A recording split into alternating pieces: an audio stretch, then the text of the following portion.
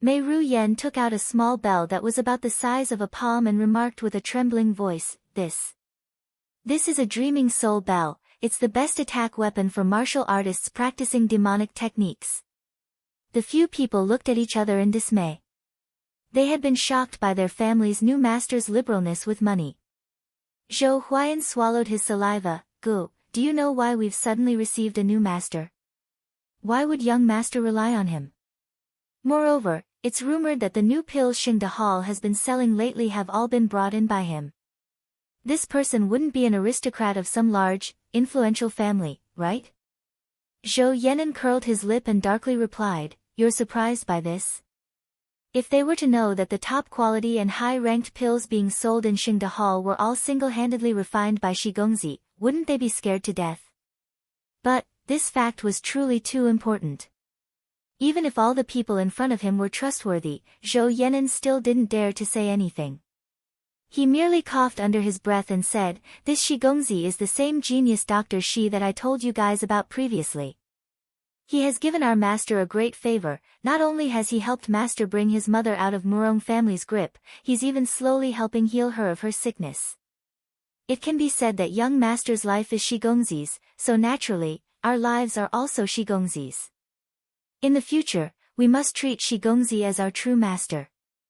After saying this, Zhou Yenan pointed at the porcelain bottle in Chen Bai's hands and said, Trust me. As long as you guys listen to Gongzi's words, the benefits you'll have in the future will be boundless. Everyone looked at the porcelain bottle in Chen Bai's hands and suddenly their gazes were burning again. If Shi Gongzi were to give them a similar top-quality pill, then their rank upgrade would be just around the corner. Once they returned to Xingde Hall, He immediately began to treat Gu Yulan. Again, she injected her and transferred a bit of her wooden attribute's spiritual power to her. After this, Gu Yulan woke up for a period of time, completely bewildered. She caught sight of He and instantly seemed to turn teary-eyed, mumbling incoherent things under her breath. But because cold food pills' influence on her wisdom was too large, she fell unconscious again shortly after she opened her eyes. After washing her hands, He walked outside to a pavilion with Gu Lufeng. When she saw his grave and worried expression, she couldn't help but begin to comfort him. Don't worry, your mother's wisdom has already improved a little. Because this type of poison slowly corrodes, recovering her wisdom will also be slow, thus causing the process to be challenging. We can only slowly go through the suffering. But luckily, your mother has already passed through the most challenging stage.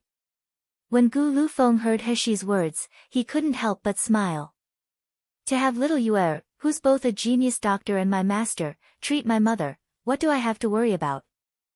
Hexi looked at his demonically charming expression and gleaming peach blossom eyes. His entire person felt as if it had returned to its languid and rascally self that was present in sealed dragon domain. But what was different from then and now was that he was no longer wearing a mask and the grief and melancholy that once resided at the bottom of his eyes was gone. It was evident that he had let go of his previous sorrows. When he saw Hexi closely staring at him without speaking, Gu Lufeng lowly coughed and suddenly smiled. Little Shuer, it can't be seen but you're quite liberal with your money towards this subordinate's people. Ah. I saw the charms that you gave Chen Bai and the others. I'm telling you, those are worth 70 or 80 million yuan crystals. But little Shuer, you can't favor one and discriminate the other. Ah. I'm still the first person to follow you, right? Speaking of this, how come everyone else has had a first meeting gift, including Zhou Yenan, but I haven't gotten mine? While Gu Lufeng was speaking these words, he was leaning on one of the pavilion's pillars. His mouth was faintly lifted into a ghost of a smile and his peach blossom eyes were full of joy. His entire person emitted an outstanding aura that couldn't be properly described, yet the words he spoke were that of a spoilt child that was throwing a tantrum. Hexi didn't know whether to laugh or cry and looked at him with a blank glance. You're at the summit of gold core stage and I'm only at low-level foundation establishment stage. What treasures could I have on my hand that could catch your eye? Gu Lufeng didn't respond to her, he only mildly laughed in response and unblinkingly looked at her with a burning gaze.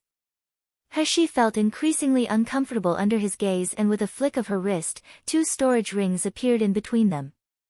She threw them to him and unhappily said, "Don't speak, I want to bully you the same way you just bullied me." Gu Lufeng took a look inside the storage rings and found that both of them were filled with crystal stones. Moreover, the lowest rank was a second-rank crystal stone. With the 2 storage rings combined, there seemed to be about 70 to 80 million crystals. He laughed and said, "Master, is this your plan? To use your coins and crush your subordinate to death?" Hershey cast him a glance. "Your job is to properly help the 4 people, arriving at Xingde Hall this afternoon, adjust. I hope that they can cause people to cower at the sight of them by the time they go out and control the crowds tomorrow." Hershey mischievously laughed. "Even if our military force is weak, we must smash our crystal rocks on outsiders, then they won't dare to act blindly without thinking." Gu Lufeng took the storage rings and stored them away. A smile bloomed on his face at Hershey's words, a smile that was indolent and demonically charming. "I chased for so long, yet in the end, these 2 storage rings aren't even for me. How ironic, I'm your first subordinate, yet I'm treated so." He saw Hershey fix him with a cold stare and couldn't help but rub his nose and laugh. "Okay, even though I wasn't given a first meeting gift, the feeling of taking master's money and dressing up as a local tyrant and smashing people isn't too bad either. Rest assured. Wait until tomorrow, you'll see 4 golden rays flashing from swords to people who don't watch their mouths." Finished speaking, Gu Lufeng played with the storage rings in his hand before turning around to leave. He left behind Hershey, who stood completely still. Her originally icy face transformed and a tiny trace of pain made its way onto it. How come her originally bulging purse was reduced to half the size in just half a day's worth of work? And don't even mention the treasures she raked in during her time in Sealed Dragon Domain's secret territory. Even the crystal stones she earned from selling her pills were practically all gone. Thinking some more, she also thought of how she had to buy Shi Jia and the others, these 10 people, clothing once they left the mountain. Just thinking of all the money she was losing pained her. Others spent money like running water, she spent money like floodwaters. Not only that, she also had to bring up numerous subordinates in the future. Zze. It would be better for her to go exploit her family's treasure, Dan, and refine more pills. On the second day, Xingde Hall's doorway was just as lively as the previous day. The long line stretched through the entirety of the eastern street. But, what gave everyone lined up a pleasant surprise was the fact that, today, Xingde Hall decided to open shop earlier than expected. Not only that, there was a male that claimed himself as shopkeeper Shi who appeared in front of everyone. With a wide smile stretched across his face, he announced in front of everyone, "These last few days has been Xingde Hall's experiment with reopening business. Today, we've officially decided to reopen Xingde Hall. In order to show our thanks to everyone for their enthusiastic support over these past few days, we've decided to greatly increase the amount of pills that can be bought today, as well as the time you have to buy them." After saying this, Shi-san slightly turned around to point at the medicine cupboard. On the cupboard there were various porcelain bottles all neatly arranged. "Today we've made 3,000 best quality pills and 10,000 top quality pills available for purchase. Among this is also 100 second-ranked best quality pills. Of course, in the future and depending on the situation, we may decide to release a few third-ranked best quality pills to the public." Once Shi-san's final words were out in the open, the raptly listening crowd immediately exploded and everyone's voices could be heard speaking at once. Second-ranked and third-ranked best quality pills. That implied that these pills would have significant results on Meridian stage and Gold Core stage martial artists. Even nascent Soul stage martial artists could receive some benefits from these pills.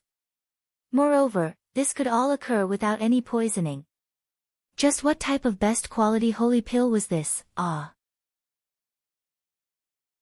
Over the previous few days, there had been talk about the Grand Master that refined these pills. If the so-called Grand Master only refined first-ranked pills, then they couldn't really be counted as a Grand Master.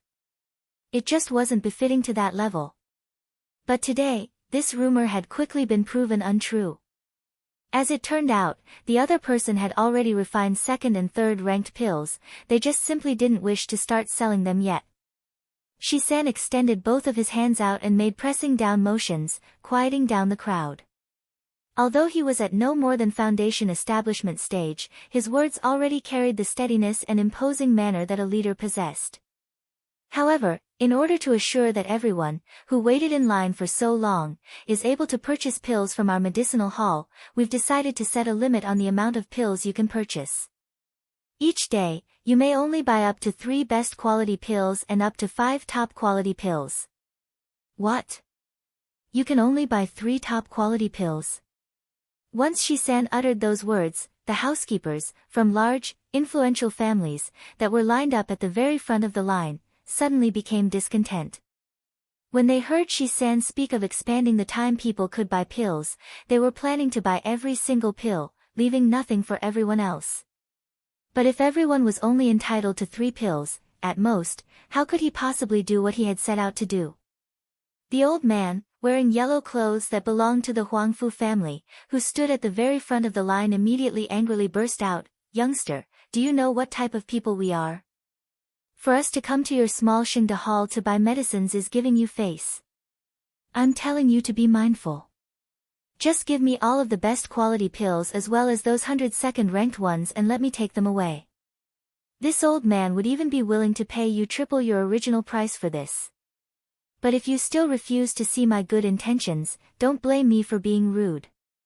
Once he finished speaking, 7 or 8 martial artists wearing similar clothing appeared from behind the old man's back.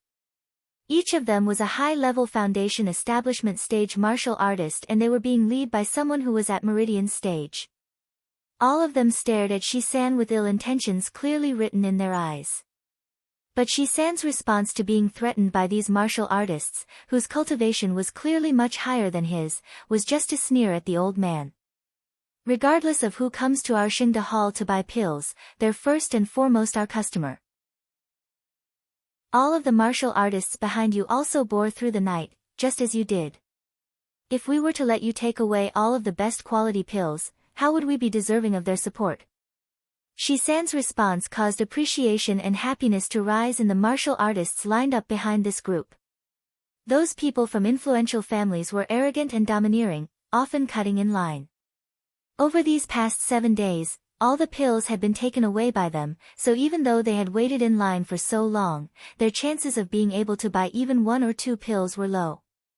Shisan's actions today were clearly in consideration towards them, martial artists who didn't have much of a family background. How could they not be moved to tears? When the old man heard Shisan's words, he felt absolutely infuriated. Turning around, he waved at the guards behind him and bellowed out orders. "Ruthlessly lecture this youth for me and rob all of the remaining pills. I want to see if Xingde Hall has gotten lofty aspirations after eating a leopard's bladder since they actually dare to face off against our Huangfu family." When the crowd saw those 7 to 8 martial artists were just about to rush toward Shisan, each one of their faces showed anxiousness. But Shisan was completely calm and merely raised his hands up and clapped once.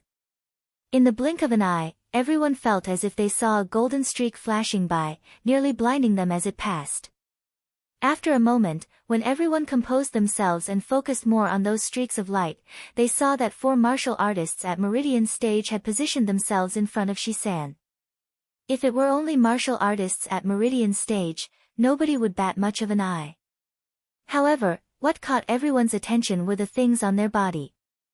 Each person had the same set of 4th-ranked defense clothes, flying light sword, flowing light boots, and assembling spirit jade hat. When these 4 people appeared, everyone felt as if they were looking at glittering lights and everyone's eyes were brightened in shock.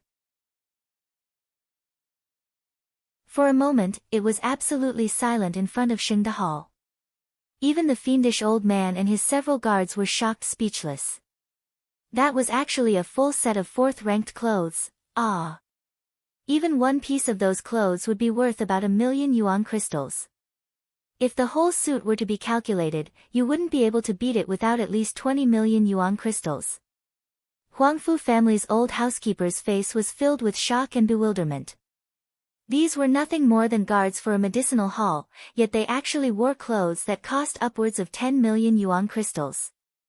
Even the rich and imposing Huangfu family would be reluctant to do so.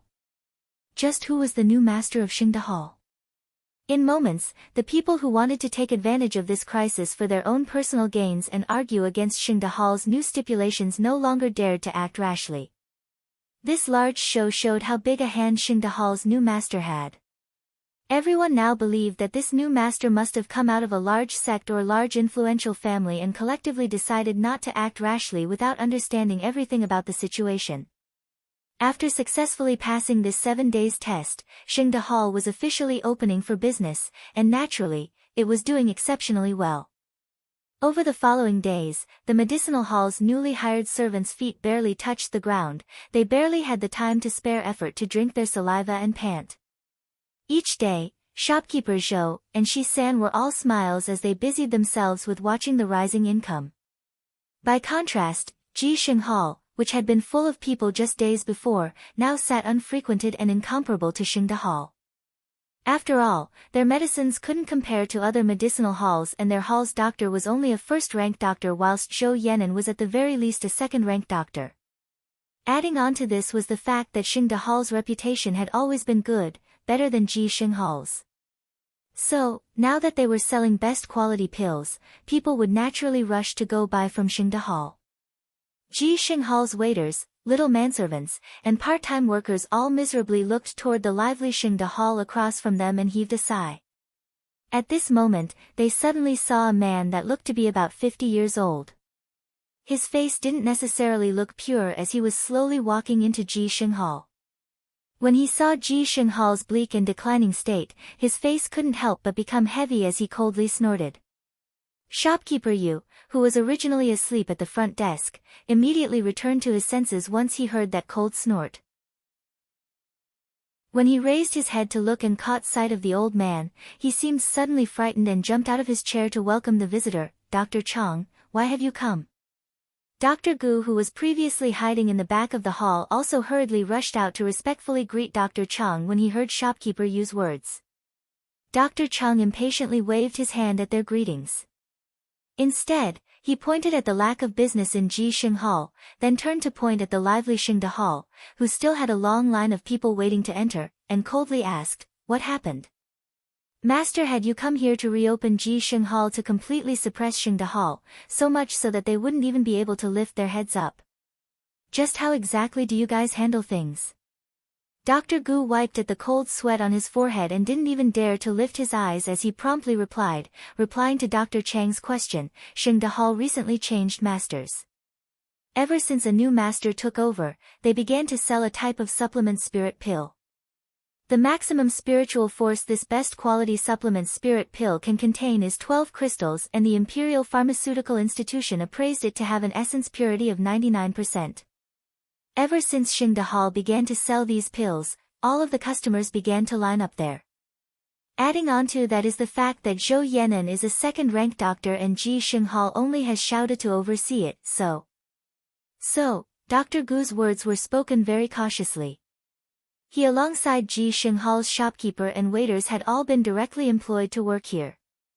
The person that hired them was exactly this Dr. Chang's master. His master was a man whose clothes were gray, wore a windbreaker and cloak which covered his facial features. When the man had originally hired them, he once said that Xingde Hall's supply of pills has already been cut off. In the end, the hall would become deserted and hard to maintain. All they needed to do was open Jixing Hall and properly run it, and Xingde Hall would be destroyed within a day. This person named Dr. Chang was named Changsheng. He was actually a fourth-rank doctor and was that gray-clothed male's trusted confidant. This Jixing Hall was actually under Dr. Chang's name, so he could be considered as half of their master. Now that Jixing Hall was so dismal, how could Dr. Gu not be terrified? Dr. Chang wrinkled his brows and confusion flitted past his eyes. "Do you know who Xingde Hall's new master is?" Terrified, Dr. Gu shook his head and said, "I don't know, but I did send some of our hall's little manservants to nose around Xingde Hall. According to the information we've received, Xingde Hall's master should have a large influence." "Oh. Dr. Gu choked on his saliva before replying. Xingdahal's 4 inner hall guards all wear clothes and possess weapons that are 4th rank. If the master doesn't have a large influence, where would the big hand come from? Not only that, but I heard that a few days ago, when someone tried to create a disturbance, a gold core stage martial artist and a nascent soul stage martial artist, that nobody knows where Xingdahal found them from, came out to suppress the person. When that deep spiritual force started pressed down, everyone immediately no longer dared to budge. Dr. Chang's eyebrows were already creased as his face fluctuated between emotions. Has anyone looked into the identity of the refining pharmacist? No. Dr. Gu shook his head and continued, but the refining pharmacist is reportedly exceptionally strong. Currently, they're selling 1st and 2nd ranked pills. In the future, they'll sell 3rd and even 4th ranked pills. If they are truly able to refine 4th ranked best quality pills, then wouldn't they, at the very least, be at Grand Master level? The ranks of refining pharmacists and doctors were completely different. The main divisions were entrance level, learner's level, pre-master level, master level, grand master level, heaven's master level, pre-ancestor level, and sacred ancestor level. But on Miluo continent, there were few who could achieve master level as refining pharmacists. There were even fewer grand master refining pharmacists. If the person refining these best quality pills was truly a grand master refining pharmacist, the situation would become serious. Dr. Chang's expression turned unsightly as he incoherently muttered to himself. After a while had passed, he finally clenched his teeth and said, "Have you guys bought that best quality pill? Take it out so I can have a look." "We haven't." "Dr. Chang, you've seen with your own eyes how long the line is. We wouldn't even be able to fight for it." "Ah." Dr. Tang unhesitatingly said this, and looked down, but nobody saw the flickering light in his eyes when he did so. He would be dumb to hand over the best quality pill he had to Dr. Chang. That pill was what he had fought others for when Xingdahal had initially began to sell those pills, before anyone had started lining up. He still wished to use this best quality pill to advance in rank. Dr. Chang suddenly became furious and angrily yelled at the surrounding waiters and little manservants, "Rubbish! You're still not going to line up and buy it for me." Ji Xinghal's originally lazy little manservants and waiters were shocked silly by the sudden yelling and all ran out to go buy some pills. But when they looked at the unending line, if they lined up now, would there still be time for them to buy pills? Dr. Chang's face was ashen as he coldly looked at Xingdahal, which was sitting right across from Ji Xinghal. Best quality pills. He hadn't expected that the master refining pharmacists that caused such a sensation in the black market would actually work together with Xingdahal. Originally, Xingdahal had already been suppressed by them. It was like an arrow at the end of its flight, but nowadays. But right now, the most important thing wasn't Xingdahal anymore, it was the identity of that refining pharmacist. After coldly staring at Xingdahal for a long time, Dr. Chang suddenly began to make his way over to Xingdahal's front desk. Once he arrived in front of Zhou Yenan, he lifted his chin and frostily demanded, "Bring me a bottle of best quality pills." Flabbergasted, Zhou Yenan raised his head to look at the man who spoke. He was completely unfamiliar, and before he had time to recognize him, the people lined up behind him already started to voice their complaints. One by one the customers began to shout, "Who are you? Ah! Don't you see us all lined up? Is it because you think you're somebody? Ah! Don't you see that even the people from influential families are lined up as well?" Dr. Chang didn't get to say anything when Ji Xinghal's shopkeeper Yu, who had followed behind him, angrily burst out, "Presumptuous! This is our Ji Xinghal's Dr. Chang, a doctor that the Doctors Association recognized as a 4th-ranked doctor. You guys actually want to be presumptuous toward a grand 4th-ranked doctor?" Once those words had been said, the shouting voices immediately quieted down. 4th-ranked doctor. It was actually the same rank as Jin Ling's first doctor. Moreover, the status of a doctor was quite particular. If someone offended a doctor, they would meet countless assassination attempts. Dr. Chang looked at Zhou Yenan and quietly coughed. "What? Shopkeeper Zhou, We're both people who learn medicine. You wouldn't even be willing to give me face and sell me some pills. Zhou Yan'an didn't have time to voice his thoughts before Shi-san interrupted the conversation and impolitely said, Dr. Chang, right? Truly embarrassing. My family's master already said, if you want to buy pills, you must wait in line for your turn. After all, the amount of pills we have is limited and there are a vast amount of customers. If we were to prioritize you and sell a bottle to you, it would be unjust toward the people all lining up, am I right? Shi-san and Zhou Yan'an were different. Shi-san had no concept of a doctor's status. Shi-san only recognized one thing, which was that his family's young miss was the most awesome. Whatever nonsense doctor wouldn't even be fit to carry Hashi's shoes.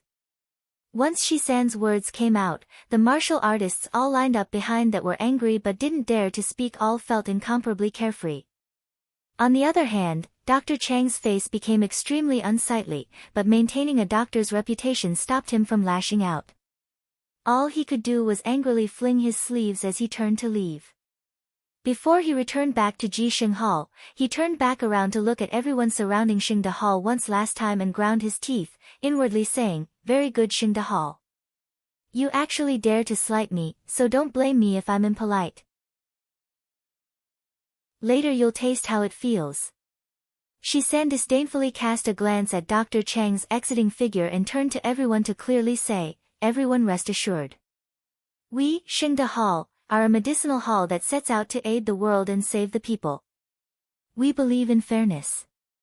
If anyone wants to walk in here and receive special treatment, you'll have to see if our Xingde Hall's guards agree with you. Shi-san's speech led to a burst of enthusiastic cheering from everyone. Xingde Hall had always promised fairness and equality, and over these past few days, they had consistently delivered on their promises. Regardless of whether it was people of the imperial family or aristocrats, whenever someone wanted to cut in line, Xingde Hall's guards were quick to lecture them. Even gold core stage martial artists weren't an exception. Holding such a strong position in fairness and equality would, no doubt, offend many influential people. However, Xingde Hall remained calm in the face of fear and continued to stand upright. This attitude caused countless common martial artists to hold an extremely favorable impression of Xingde Hall in their hearts. In the future, when others decide stand against Xingde Hall, there would always be an overwhelming amount of support for Xingde Hall. But, this was something that would happen later. 3 days after Dr. Chang had been angered into leaving, a group of angry people suddenly rushed into Xingde Hall. Before giving everyone time to react, the leader of the angry group ruthlessly overturned the front desk. The rest of the people in the group pushed everyone aside and shouted, "Move aside! Move aside! Have you not seen who has arrived? Open your eyes, it's our Murong family's third young master." Someone suddenly resentfully shouted from the crowd, "What's going on with Murong family? Aren't other aristocrats obediently lined up here? Xingde Hall already announced that you must line up if you want to buy pills. Why are you making such a ruckus?" When the leader of the group heard the shouts, he coldly sneered, "Line up? Haha, that really is a joke as big as the sky. I've never heard of a master needing to line up in their own shop. Youngster, have you grown brains yet? I will let you learn today." When he finished speaking, his subordinates rushed over, and without waiting for people to react, they knocked the martial artist, who was speaking, down to the ground and began to step all over and kick at his legs and feet. At this moment, Xingde Hall's guards finally reacted and rushed over, intending to drive these people out. But, the people who arrived were actually high-level Meridian stage martial artists. Not only that, they all had high-quality magic weapons. Momentarily, the 4 guards stopped. They could only blankly watch on as they overturned those few Foundation establishment guards and took all of the pills at the front desk. All of the surrounding martial artists, who were watching this group steal, felt injustice rise in them and some of them wanted to lend a helping hand. The large person that headed the group merely sneered, "What are you guys doing? I'm telling you, if you dare to make a move, don't even think about buying a thing from Xingde Hall in the future." "Why? What are you worth?" The large person didn't get to respond before he heard a male's cold voice sound out from the doorway, based on the fact that I'm this place's owner. They saw that the male looked to be about 20 years old. He had a beautiful appearance, but his eyes were steely and his face was harsh. His hands were clasped behind his back as he slowly walked to the front. Coldly laughing he said, "This entire Xingde Hall is my Murong family's. Tell me, on what basis would I not be able to ban you from buying Xingde Hall's things? Impossible. Xingde Hall's master doesn't even have the surname Murong. What evidence do you have that says Xingde Hall is Murong family's? But I heard that Xingde Hall's previous master was Gu Lufeng, who is actually someone from Murong family. Could it be that the people who purchased Xingde Hall is actually Murong family?" When the large man that headed the group saw everyone's bewildered state, he couldn't help but insolently laugh out. Pointing at the people who had just spoken rudely to him, he said, You, and also you, don't you guys want to buy pills? I won't make things difficult for you guys. As long as you crawl under my crotch and then kowtow to our third young master, I'll let you buy pills. What do you say? As he spoke, he pointed at his own crotch with a face full of haughtiness and arrogance. The three people he called out were as red as a tomato. They all waved their sleeves and turned to leave. But this aggressive group was like a cat teasing a mouse. They seemed to insist on wanting to humiliate the three men as they forced them to kneel on the ground and seemed to offer them only the option of crawling under the large man's crotch. The three people were extremely vexed and their whole bodies shook as they struggled to get free. But despite their struggling, the fact was that they were only at foundation establishment stage and furthermore, they were one person versus multiple. How could they be Murong family's opponents? The several people that held the three men down all burst into laughter. For us to let you crawl under our leader's crotch is us looking highly upon you. As long as you obediently crawl and kowtow in apology to our third young master, we'll give you a whole bottle of pills after. Everyone saw the three people almost nearing the large man's crotch when suddenly a sword flashed like lightning as it struck something. The large man that had previously been lifting his leg in preparation for those three men to crawl under him suddenly let out a blood-curdling scream. He's saying I arrogantly. Soon after, blood began to quickly flow out of his crotch area. The person who was arrogant just moments before was now rolling about on the floor and wailing in pain. Who was it? The young man who had been called third young master of the Murong family had been scared stupid by the sudden scene before him. But soon after, he became angry and hot-blooded again. You even dare to attack this young master's, people? Are you tired of living? As soon as he voiced his questions, he saw two men come out of Xingde Hall's inner courtyard's doors. The male was walking slightly ahead of the other wore coarse, hemp clothes and he looked to be no more than about 16 or 17 years old. His lips were red and his teeth were white, he was incomparably beautiful. However, from head to toe, no spiritual power fluctuations could be sensed throughout his entire body, yet his eyes seemed to carry frostiness, causing people to feel cold. The person following behind the youth had a slender figure and common looks. He emitted a faintly detectable powerful force that pressed down on people once he arrived. In his hands, he held a sword, clear evidence that he was the one who had just acted against the large man. Naturally, these two people were He and Gu Lufeng. Today, Shi-san was the one overlooking the hall. When he saw that the circumstances were turning for the worst, he immediately made the decision to run into the inner courtyard and bring He and Gu Lufeng out. On Gu Lufeng's face, he wore a special human skin mask, so other people were unable to recognize him. He looked at the fellow that proclaimed himself as the third young master of the Murong family and sneered at him. What are you? You don't even recognize me? You actually dare to appear in Xingde Hall? The youth burst into laughter before continuing, listen properly, I'm called Murong Qianjian, I'm Murong Manor's third young master. This Xingde Hall is my Murong family's property, so naturally it's my property as well. You little bast even dare to move against me, you're simply too impatient to continue living. I'm telling you, if you're sensitive, you would obediently kneel down and apologize to me right now. Otherwise, in the future, I'll have you blacklisted from Xingde Hall. When that happens, don't even talk about medicine, we wouldn't even sell some grass to you.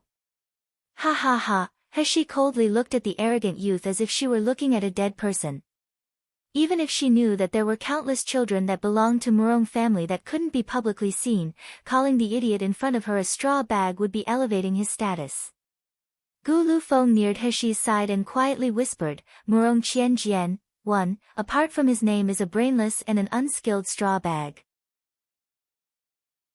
I'm afraid that he is but a tool that someone instigated to come here and cause a ruckus in order to dig information out of us.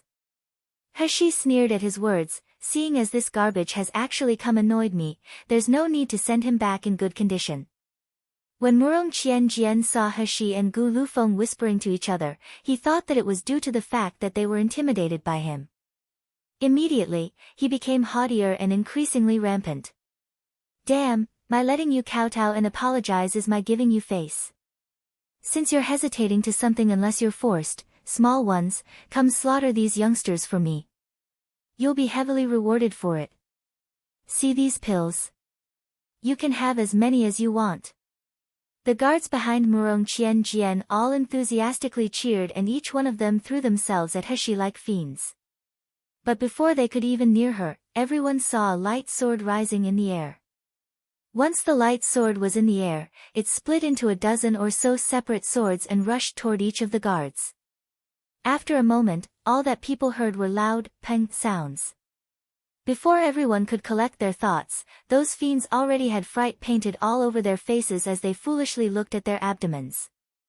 All they saw was a large gaping hole in their abdomen area. Blood was gushing out of it and they could even faintly make out their internal organs in the blood. Those people's eyes were full of amazement and despair, but before they could utter their last words, they fell onto the ground with a thump and lost their lives. For a few moments, it was completely silent within Xingde Hall. Everyone looked at the male holding the sword with gazes full of shock.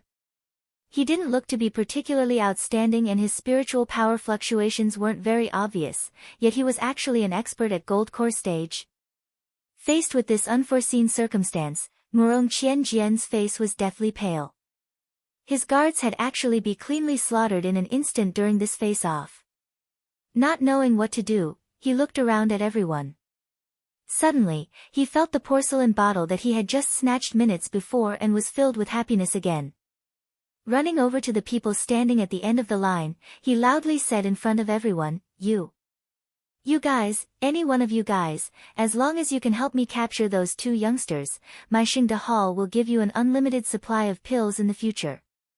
When Murong Qianjian said these words, many people in the crowd looked at the full porcelain bottle in his hands and felt moved. Are third young master's words serious? When Murong Qianjian saw people genuinely responding to his announcement, he felt overwhelmed with joy and confidently answered back, Of course, this young master has already previously stated that this Xingde Hall is my Murong family's business. He looked down at the crowd and saw that many people were still hesitating and then looked back over at Gu Lufeng who had just picked up the flying sword and felt incredibly anxious.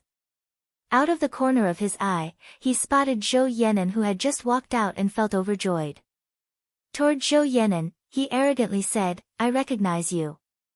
You're that dog slave that follows Murong Liufeng's side, right? I heard that there's 3rd-ranked pills in Xingde Hall, quick bring them out for this young master. All he got in response was Zhou Yenan's cold and angry face staring back at him, not speaking nor moving. Murong Qianjian suddenly became extremely angry and began to abuse him, Damn thing, did you not hear what this young master said? Still not running to bring 3rd-ranked pills for me? Do you trust me when I say that I'll have you kicked out of Xingde Hall? Zhou Yenan's character had always been that of a nobleman, upright and proper. At this moment, even though he had been angered so thoroughly he was shaking and his face was icy cold, his words still held courtesy when he said, Forgive me, it's hard to comply. What did you say? Murong Qianjian became so angry he began to look at him with hate-filled eyes and rained down curses, Dog slave, is it that you want to rebel? You won't even listen to my words. Zhou Yan'an deeply breathed and pushed down the anger that was bubbling forth in his heart and coldly said, Xingde Hall has never been Murong Manor's business. It never has been and it never will be. Murong Qianjian furiously said, Don't think that I don't know that Xingde Hall is Murong Liufeng's. Although that bast Murong Lufeng is useless, he's still my Murong family's person. I say, this Xingde Hall is Murong family's business, where am I wrong? Zhou Yan'an sneered at him as anger became increasingly apparent in his eyes. First of all, we only know that our previous master was called Gu Lufeng, not Murong Lufeng. So, I'm not sure what relationship Murong family would have with us. Secondly, this Xingde Hall has already been passed out to another person by our previous master. Furthermore, this young Gongzi is Xingde Hall's master's trusted aide and currently deals with all of Xingde Hall's matters. Your Murong family's endless pestering lacks all reasoning. When Murong Qianjian heard what was said, he became enraged. Bullshit. You saying it's transferred means it's transferred? Who in Yanjing City doesn't know that Gu Lufeng is Murong Lufeng? Did he ask for Murong family's consent when he transferred ownership of the shop? As long as Murong family doesn't agree, this transfer doesn't count. What bullshit Gongzi? It's best for him to obediently leave, otherwise if they provoke my Murong family, there won't be many good things happening to them. After saying that, he took the porcelain bottle and turned to face everyone lined up outside Xingde Hall and loudly yelled, Did you guys clearly hear what I said? Quickly come and teach a lesson to these two youngsters. As long as you do as I say, there will be boundless pills for you. Murong Qianjian still hadn't finished speaking when a light sword streaked across. Murong Qianjian's mouth was still moving, but his head had flown up into the air. Fright slowly appeared in his eyes as he looked down at his headless body that was spewing blood everywhere. After that, he forever lost consciousness. Gu Lufeng leisurely came over to retrieve his sword and smiled, Is there anyone else that wishes to replace our family's Gongzi as master of Xingde Hall? The people from influential families, who had been restless up until now, kept quiet out of fear and didn't even dare to speak half a word. Shisen walked over to the crowd with a face full of smiles, Everybody, Yanjing City prohibits fighting, but everyone here clearly saw that we were the victims today. This group of people were the first to act against us. When the Imperial Guard comes to investigate, everyone has to help us out, In addition, in order to make up for the fright everyone just received, the amount of pills available for purchase today is up by 10%. Once Shi-san made this announcement, everyone felt overjoyed at the news and immediately threw all matters related to the fight to the very back of their minds.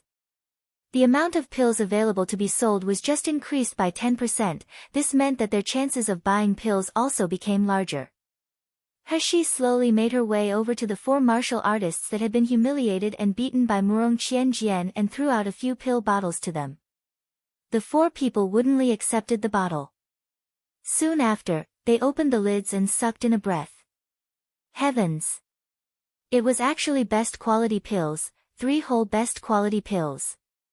The four people held onto the pills with shaking hands. The martial artist who had been beaten first said with a trembling voice, What? What did we do to deserve this? This is what you deserve. He indifferently continued explaining, It's also to express thanks for you for protecting Xingde Hall. The four people looked at each other and felt overjoyed. But, they all felt that they had just bumped into unexpected good luck. The martial artists waiting in line outside were so vexed they pounded their chests. If they had known earlier, they would have helped out Xingde Hall just then, they would have been the first person to rush up. That was 3 best quality pills, It was worth several tens of thousands of crystals and they had missed it just like that. It was truly unlucky. He then slowly made her way to the entrance of Xingde Hall before turning around and clearly saying to everyone, My Xingde Hall only sells pills, it doesn't take notice of nor participate in any other affairs. But if someone doesn't watch where they're going and decides to come provoke us, we'll make sure that they'll forever be unable to open their eyes again. Once she said these words, spiritual power suddenly surged in Heshi's weak body, putting powerful pressure on her surroundings. Once this powerful pressure came out, all of the low-level martial artists immediately began to tremble and some of the more cowardly ones even fell flat on their butt. Nascent soul, he's actually at nascent soul stage. Nobody expected that this youth, who was more elegant than young ladies and weaker than women, to have a cultivation at nascent soul stage. For a few moments, everyone kept quiet out of fear and looked at He with reverence. He no longer spoke and faintly smiled at the sight. Then, she turned around and made her way to Xingde Hall's inner courtyard with Gu Lufeng following behind her. As for the people outside Xingde Hall, they resumed to line up and wait for their turn. Once they entered the back courtyard, Gu Lufeng couldn't help but curiously ask, "Little Yuer, you can actually emit a nascent soul stage's spiritual pressure? How exactly did you do that?" He merely mysteriously smiled. Mountain people possess brilliant schemes. Once she said that, she didn't bother waiting for Gu Liufeng's response before minding her own business and leaving. Chapter 452 Naylan family's thoughts. In reality, He wasn't actually at nascent soul stage, but she did have Wu Xian, her personal guard, that was at nascent soul stage. She had Wu Xian pour intense spiritual power into a jade slip. This type of pressure from spiritual power contained a nascent soul stage's power within it. However, common martial artists' mind states were completely different from martial artists at nascent soul stage, even if the martial artist was at gold core stage. Therefore, it would be impossible for them to fight against the pressure from a nascent soul stage's spiritual power. But, He was not the ordinary martial artist. She had a primal chaos dantian which, in itself, naturally had spiritual power that far surpassed common martial artists. Adding on to the fact that her divine knowledge was especially strong and her mental strength had been trained in the Zijin Palace. So, if she wished to offset the pressure Wu Xian's spiritual power gave her, it was quite simple for her. Briefly releasing the pressure in front of that crowd would be sufficient enough to send fear into those martial artists' hearts, and for a short amount of time, it would prevent people from intentionally provoking Xingde Hall. Naylan Manor, Study Room. At this moment, the study room only had two people inside, Naylan Zhengze and Naylan family's third elder, Naylan Qingming, who was sitting opposite to him. The atmosphere inside the study was extremely still. In front of the two people, there was a best quality repairing spirit pill that had just been bought by a subordinate from Xingde Hall. With a grave expression, Naylan Qingming picked up the pill and said, "You're certain that this pill and that slut cough, and the ones that woman left behind are the same?" Naylan Zhengze shook his head and replied, "Not entirely. This pill's essence, purity and spiritual power is higher than the ones in Lingyu left behind, but the smell both pills contain are very similar." Naylan Qingming ground his teeth. Could that woman have truly left behind a prescription for others? But that would be impossible. Near the time of her death, she had been closely monitored by us. Or could it be that that child, which had been unaccounted for at that time, had received all of An Lingyu's remnants? Naylan Zhengze shook his head and with a heavy voice he asked, asking third elder to help investigate this Xingde Hall's master's identity. "You also know that first elder never came back after going to Sealed Dragon Domain's secret territory.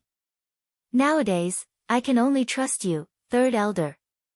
When he thought about Naylan Yanming going missing in Sealed Dragon Domain's secret territory, Naylan Qingming's face held annoyance. "Now, the only remaining gold core stage martial artists in Naylan family are you and I. If we continue on like this, how will we maintain our position as one of the four biggest families? You're the clan head, do you think there's any way to revive Naylan family? If there isn't, I think it's better to abdicate." Naylan Zhengze felt his forehead throbbing. His eyes turned overcast and ruthless waves of light flashed through it. But by the time he raised his head, his expression had turned humble. He looked like someone from a younger generation who dutifully listened to the teachings of older generations. "Thanking third elder's instructions, I've already thought it through. In a few days, Ziyun complete his studies in his sect and return. When that time comes, I will bring He back, who lives in B Courtyard, and let the pair of brother and sister have a reunion." Naylan Qingming's eyebrows rose and soon after, he let out a meaningful laugh. "That's right, they're brother and sister, naturally we must have them properly reunited. Perhaps we'll be able to discover something then. However, once his mind wandered to the state of Nalan family, Nalan Qingming's smiling expression immediately disappeared and he became resentful. If you want your position as clan head to remain steady, it's best for you to retrieve that woman's prescriptions and works as soon as possible. Otherwise, at that time, you couldn't treat Ouyang Haoshuan's illness and even vowed that nobody would be able to treat it. Then, you withdrew from the marriage agreement Third Miss had with him. In the end, Ouyang Haoshuan is fully recovered from his illness today and his strength is especially vigorous. Now, everyone in Yanjing City laughs that your divine doctor identity doesn't match reality. He's saying you respectfully. If outsiders find out that Nalan family's madam is insane and Nalan Jingza, Jinling country's divine physician, can't heal the madam of her illness, I say you can forget wishing that your head position stays, even your rank as a fourth-ranked doctor would be hard to maintain. When he finished saying what he wanted to, he didn't look at Nalan Jingza's ugly expression. Instead, he coldly snorted and flicked his sleeves before leaving. Left behind to sit alone, Nalan Jingza's gaze rested on the flickering candle. The meat on his face pulsed as his expression turned sinister and twisted. And Ling Yu. Nalan Heshi. Remnants. He could definitely retrieve them. After all, he still had the most important information in his hands that he could use against her. At the same time, after having received best quality pills in the faraway Tsangming country's Feng family, fog and mist rose up in spirals around the mountains, like a fairy.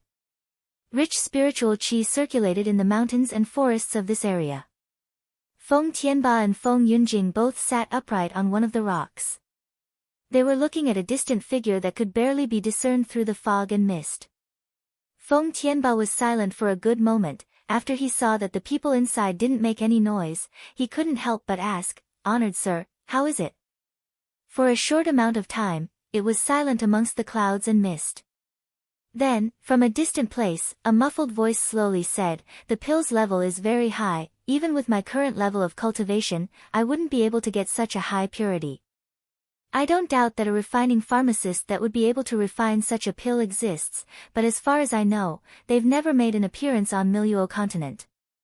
Feng Tianba and Feng Yunjing sucked in a breath when they heard those words and both of their faces held shock. In the clouds and mist, that person carried on, "Although this pill is precious, it's a pity that what? It's pitiful that the pill's level is so low.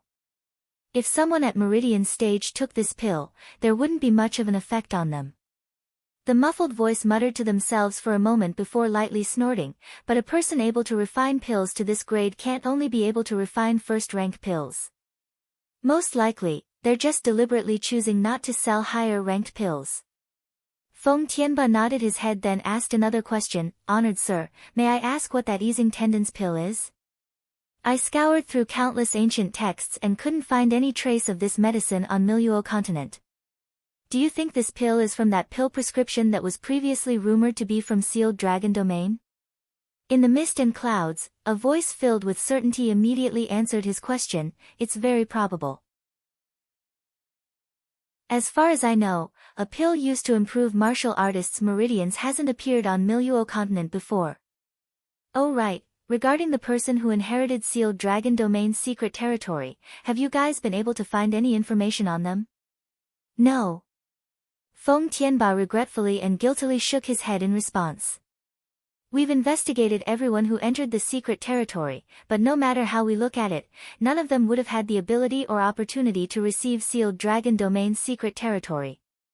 Even Nan Gongyu, who was the strongest person to go to the secret territory that day, wouldn't have had the time to receive control of the secret territory because he spent the first half of the time with Nie Jinchen and Feng Lianing." Feng Yunjing, who had been silent the whole time, suddenly opened his mouth. "Honored sir, may I ask if this refining pharmacist could have any relation to genius Dr. Shi? Whether or not they have a connection I'm not sure." The person concealed within the clouds and mist continued, "However, if the genius Dr. Shi you speak of is at Foundation establishment stage, then she couldn't possibly be the refining pharmacist. This is because it would be impossible for her to refine such a pure pill with such outcomes using her spiritual fire. That person has to have reached a rank equal to mine, at least in refining, and at the very least, their cultivation has to be at gold core stage. Chapter 468. Not reciprocating would be rude. However, the muffled voice paused for a second before continuing on. There isn't that much coincidence in the world. That genius Dr. Shi you speak of has too perfect timing. Even if he isn't the refining pharmacist, he certainly has a connection with the refining pharmacist. Go secretly dig for information, but before you find out what's happening on the opponent's side, don't act blindly. At once, Feng Tianba and Feng Yunjing stood up from their sitting positions and bowed toward the voice. Yes, honored sir. Then, the two people slowly walked away from this foggy mountain and river area. On the way back, Feng Tianba said, Yunjing, this time when you go to Jinling country, you must discover genius Dr. Shi's identity. The best scenario would be to bring him back to Feng family. I understand, father. Feng Yunjing coldly agreed to the order and bowed his head, but a flash of cutting edge went through his eyes went undetected when he did so. Shiyu, wait for me.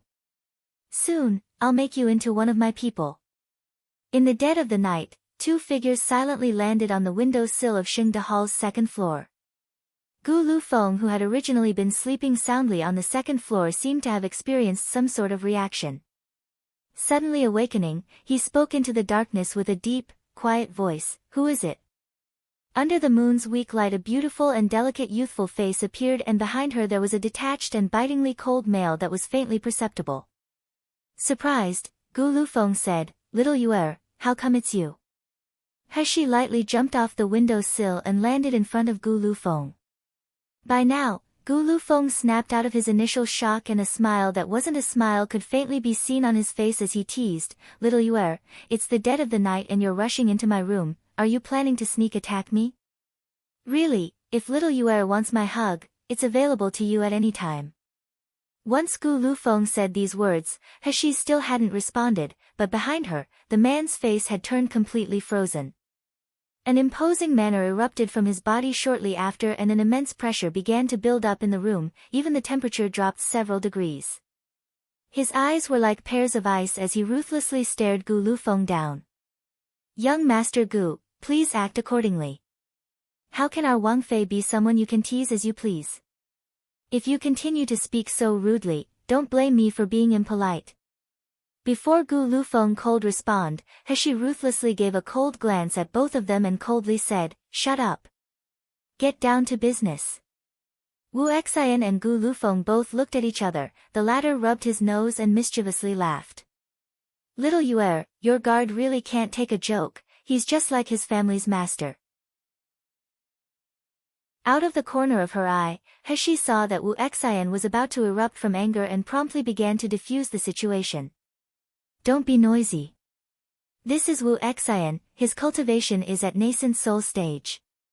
In order to protect us during our operation tonight, he'll be following behind us." Flabbergasted, Gu Lufeng asked, "What operation?" In Hexi's eyes, a hint of icy edge appeared in her eyes as she serenely answered, "Isn't there still have information in Murong Manor that can be used against you? It just so happens that it's overdue for me to give Murong Linfeng, that mother and son pair, their easing tendons pill. Adding on to this was their visit, or provocation, today. It'd be rude of us not to reciprocate. It would be good for us to return the compliment tonight." Gu Liufeng's eyes suddenly brightened and his mood surged up and down. When he spoke, his voice was slightly shaking, "Little Yuer, you," although Hexi's words were cold, Gu Lufeng knew that if it weren't for the information that could be used against him and his own hatred, Hexi would not take the risk to go back to Murong Manor, nor would she bring along one of Ming Wang Manor's nascent soul stage guards. The purple vine in Hexi's hands flew out and wrapped itself around Gu Liufeng's body. Sneering, "Since Murong family dares to court risks, tonight will nicely help them succeed."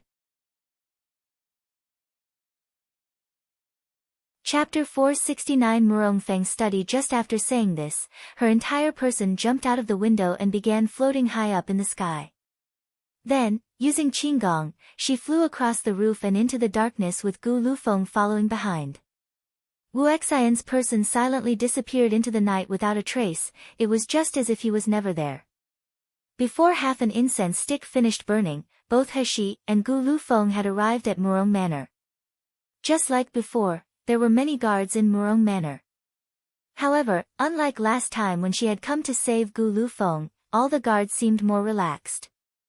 Using his divine knowledge, Gu Lufeng quietly and carefully swept his eyes over the entire manor. After he confirmed that there were no martial artists stronger than himself, he let out a breath that he didn't realize he had been holding. This proved that ash-cloaked man He encountered the previous time wasn't in Murong Manor at the current moment. The two people relaxed, made themselves comfortable on the roof. Gu Lufeng leaned closer to He and whispered in her ear, "I don't know where they stored the information that could be used against me. However, from my memories, I remember that Murong family has a forbidden area in the manor.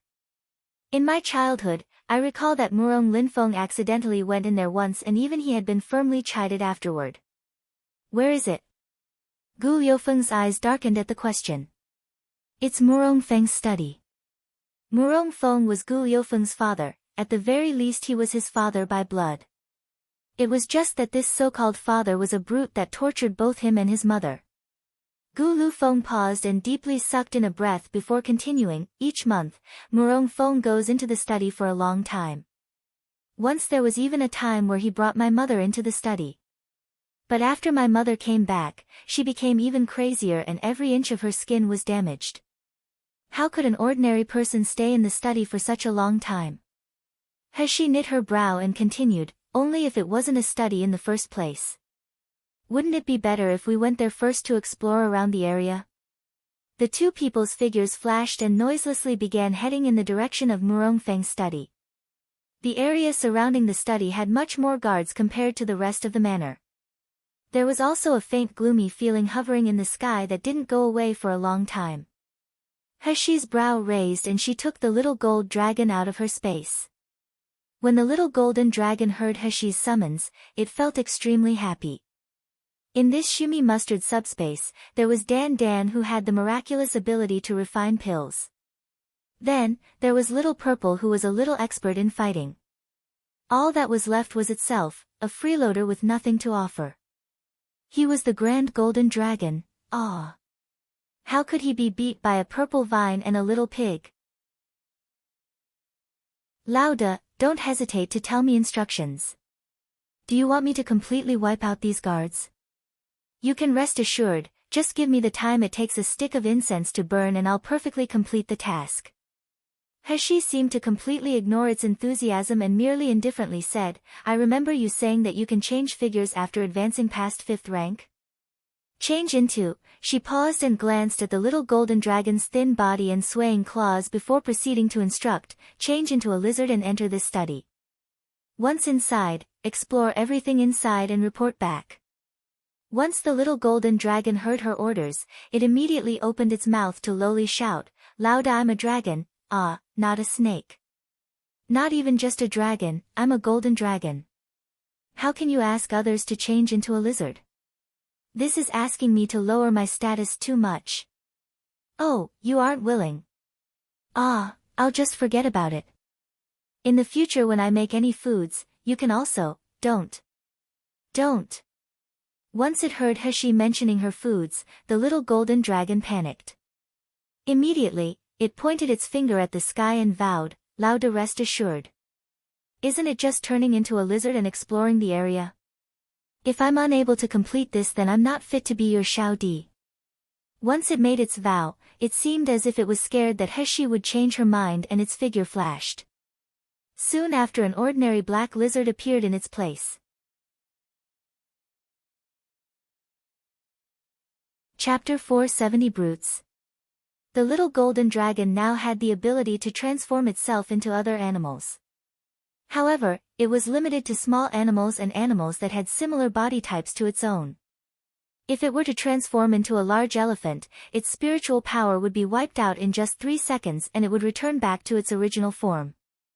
The ordinary, black lizard ran over to the front of Murong Feng's study. Then, it slipped in through one of the cracks without anyone noticing. After a short amount of time passed, Hashi was contacted by the little golden dragon and received news. Lauda, it's absolutely empty in here, there are no people. But, I do sense cold permeating below this room. Hashi and Gu Lufeng both turned to look at each other. A rock quietly flew out of Hashi's sleeves and went under a distant underbrush.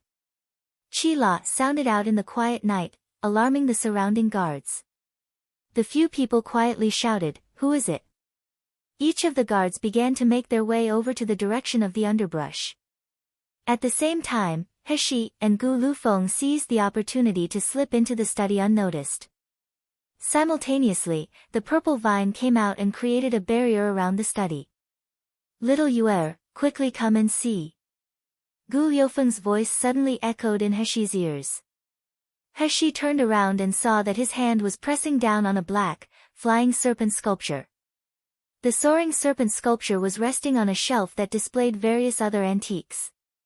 If one merely glanced at the sculpture in passing, it would be considered completely ordinary.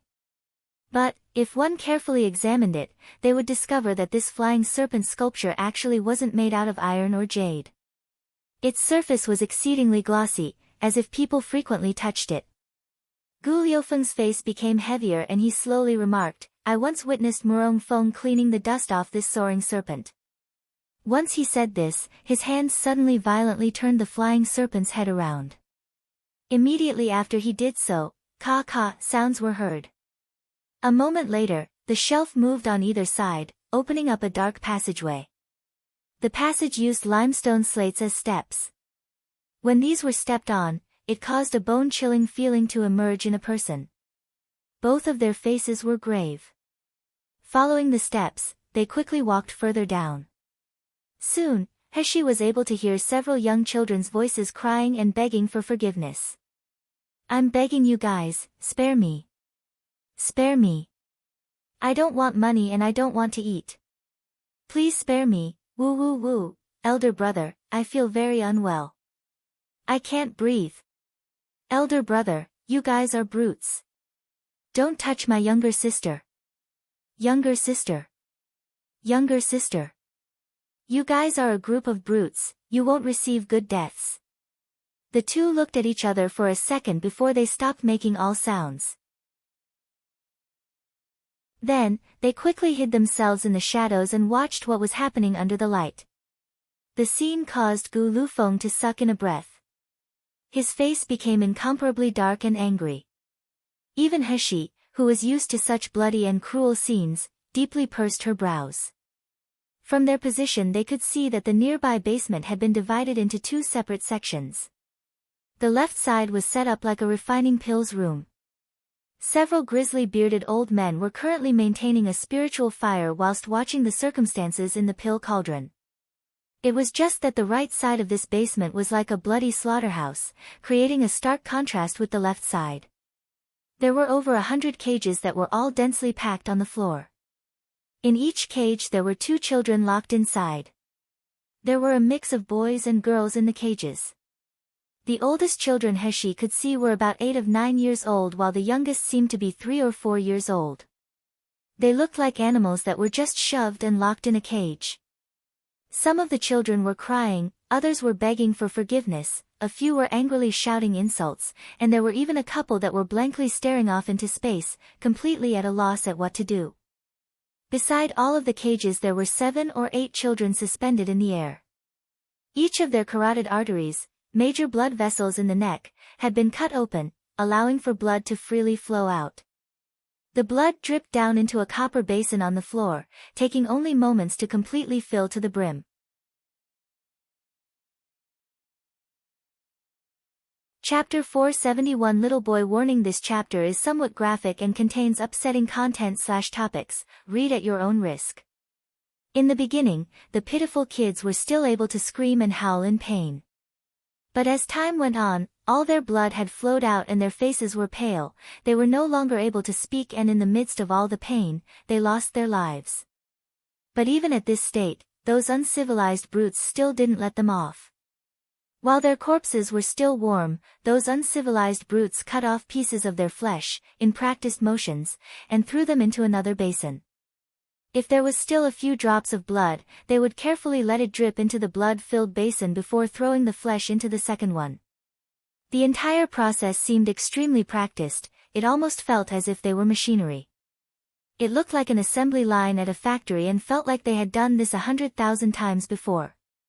When all of the children had been taken care of, those uncivilized brutes let out a few devilish laughs. They then turned around to walk toward the cages full of children. The children all moved backward in their cages, pushing themselves against the back of the cage walls in an attempt to hide themselves. They let out mournful shrieks, trying to evade this miserable destiny. But when those brutes heard the children's screams, it seemed to add to their happiness. One of the brutes grabbed onto a 5 or 6-year-old little girl and held her up. Holding onto her legs, he held her completely upside down while examining her. As he did so, he burst into giddy laughter. Look at this little girl's tender flesh. When all her blood has dripped out and we've finished skinning her, let's roast her meat and eat it. It must be the world's finest delicacy. Mine isn't that bad either. Another one of the men grabbed onto a 4-year-old boy's collar. In one motion, he took the boy's clothes off. Swallowing his saliva, he commented, "Look how tender his flesh is. If we use it to cook stew, this meat will certainly be tasty and soft, it'll be a delicacy." When the two children heard their words, they became even more terrified and began to loudly cry. They struggled to get out, but they looked like chicks in an eagle's talons. What possibility could they have of escaping? The two people who captured the children burst into loud laughter. They looked at the children's struggling appearances and seemed to get immense satisfaction from it. Suddenly, one of the men felt a sharp pain on their lower leg. Following this, the little boy he had been holding in the air was snatched away. The uncivilized brute angrily lowered his head to look at who had done it and quickly looked into a pair of fierce eyes that resembled those of wolf cubs. All he saw was a boy that was roughly 8 or 9 years old. He wore tattered clothes and his whole face was full of mud and dust. The sharp pain he had felt just then had come from this boy's teeth biting his leg. The boy then took advantage of the fact that he was distracted and quickly snatched the little boy out of his grip. "You son of a bi, are you impatient of living? You actually dare to bite me?" Soon after, the uncivilized brute raised his palm and ruthlessly swung at the boy's face. All that was heard was a loud paw sound as the little boy was thrown back into the cage with a bleeding mouth. But, like before, he still glared at the uncivilized man without a hint of cowering in his eyes. He even hid 3 children behind him. Painted on his face was a look of fierceness, displaying that he wasn't afraid to die. Very good. The man was provoked by the look in his eyes and sneered at him. "Since you want to court death, I'll help you become a dried corpse." As he was speaking, he crouched down and ruthlessly dragged the boy out of the cage. The 3 children hidden behind the boy started to wail, crying out, "Gidge." Using all of their strength, they held onto the boy's clothes in a desperate attempt to prevent him from being taken away. However, how could their strength compare to the uncivilized man? The little boy was very quickly picked up like a chick and dragged out of the cage. "Smelly boy, soon you'll know the result of offending me." "Ayo. Smelly boy, you actually dared to scratch me." Soon after, 5 bloody marks appeared on the man's face and he felt a painful ache coming from his face. The man's sorry state brought on all of his companions' laughter, filling the entire room with their chuckles. "Chen Laosi, the longer you live, the dumber you become. You can't even handle a little brat. He's saying me arrogantly."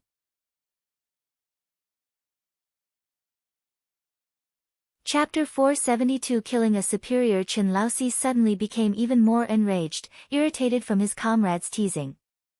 Raising the child even higher up in the air, he motioned to ruthlessly slam the child onto the ground. "Ai, Chen Laosi, don't become befuddled. Master spent countless pills to obtain these children in order to turn them into culture fluid. The culture fluid must survive. If you allow the precious culture fluid to fall to its death, you'd have to be careful not to let the master skin you." Chen Laoxi's face turned sinister and abruptly pressed the child down on a chopping block. He looked down at the child with an evil smile painted on his face. Even if I can't kill him, I can chop his hands and feet off. Letting his blood flow a little bit won't cause harm, right? Eldest brother. Don't kill eldest brother. Woo woo woo, the children from that cage let out heart-tearing cries when they heard what the man said. The boy that was held down on the chopping board also struggled under Chen Laoxi's hold, but his strength was no match for Chen Laoxi's. The little boy looked up and saw Chen Laoxi raising the large knife higher and higher. Then, he watched as the knife began nearing himself more and more. Without another option, the little boy closed his eyes in desperation. But, after a few moments, he felt none of the pain he had originally anticipated. Instead, he heard a loud, peng sound come from the side of his ear. It was the sound of the large knife falling to the floor. Following this, the entire basement became chaotic. The little boy cautiously opened his eyes to see and saw two figures slowly walking over from outside the dark and light boundary. The person walking in front had delicate, handsome features, but their face held an unsightly, bright red scar. In his hand he held a flying sword that was bursting with coldness. As for Chen Laoxi, who was just about to chop his limbs off, he was already rolling around on the floor, clutching onto the bloody remnants of his arm and screaming out in agony. Who are you guys? Do you know what place this is? The basement had turned chaotic and disorderly. Even the several old men who were originally refining pills had come over to check out the huge commotion. Gu Lufeng sneered in response to the question. He looked at these brutes who looked human but were nothing more than beasts at heart. The longer he looked at them, the more the hatred and loathing became apparent in his eyes. I've come to take your life. Right after he said this, he began waving his cold sword around. The sword moved too fast to be seen by the naked eye. Instead, the only thing that could be seen was a light trail following closely behind it. Due to the speed at which Gu Lufeng swung his sword, it looked as if there were fireworks in the air around him. Screams of pain followed the sword's light, wherever it went was where the screams sounded out.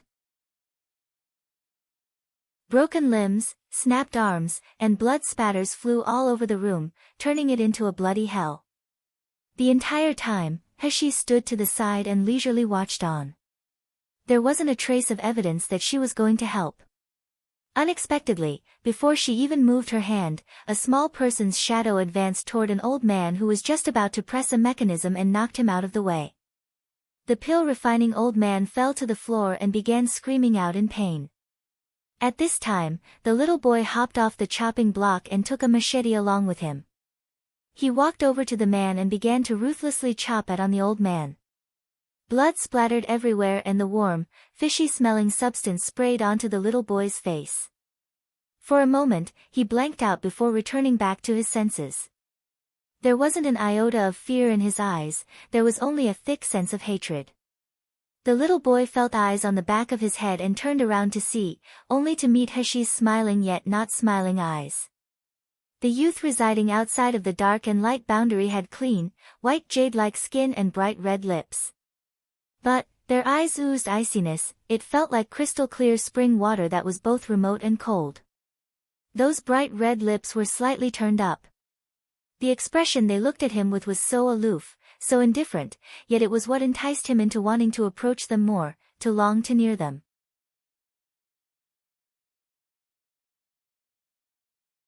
Chapter 473 Filthy Person. The little boy wiped the blood off his face and proceeded to stick his chest out. He set off the feeling of, I'm not scared at all, whilst staring directly at Heshi.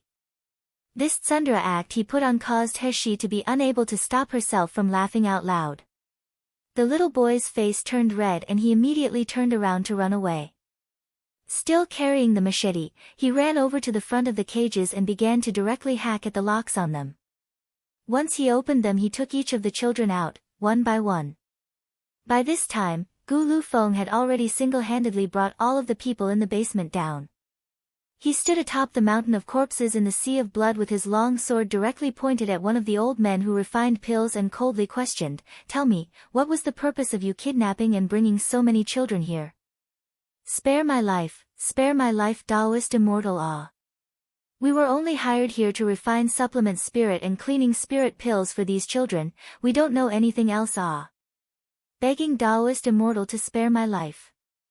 We're actually all Murong family's people, if you killed us, Murong family wouldn't let you off.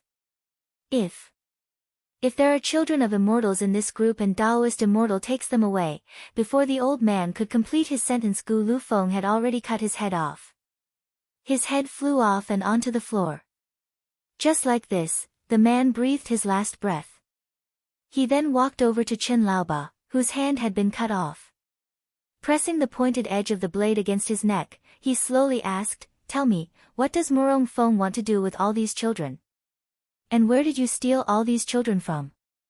Chen Laoba had already watched with his own eyes as Gu Lufeng killed and slaughtered all his companions. He had long already been scared witless, pooping and peeing on the floor as he watched. He cradled his own snapped-off arm and with a trembling voice he said, I don't know anything. We're only in charge of removing blood from these children's bodies. The people above require 3 basins full of blood every day. Moreover, the blood must be from virgin males and females who possess spiritual roots. As to what exactly the blood is for, we don't know ah. Gu Liufeng's eyes shifted over to the blood-filled copper basins. They were about the size of a well and knee-high. This much blood. How many virgin boys and girls were required to fill these up? Gu Lufeng coldly stated, "You guys were able to bring so many children here. Especially children with spiritual roots, they're street urchins." 1.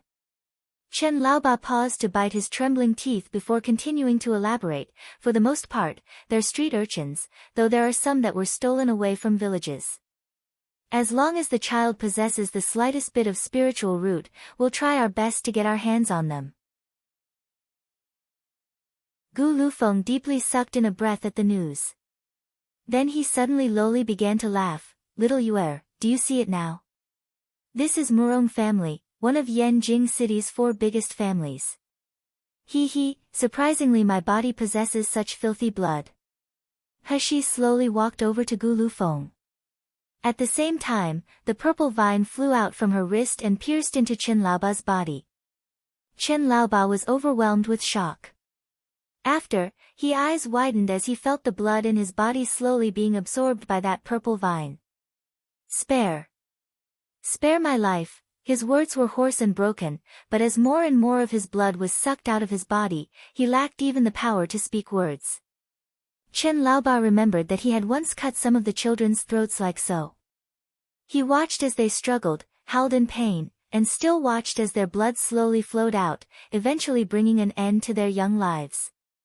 At the time he was so excited, so proud of himself But now times had changed and karma had come so quickly.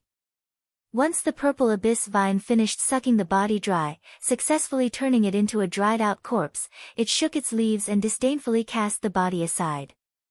It then flew over to He, happily returning into her hands. He moved to pet the vine's shaking leaves before turning to address Gu Lufeng, slowly saying, "On the world there isn't filthy blood, only filthy people. Nobody can determine their birth, but at the very least, we can determine what path we walk on. 1. Street urchin, a child who spends most, if not all, of their time on the streets, usually located in slum areas.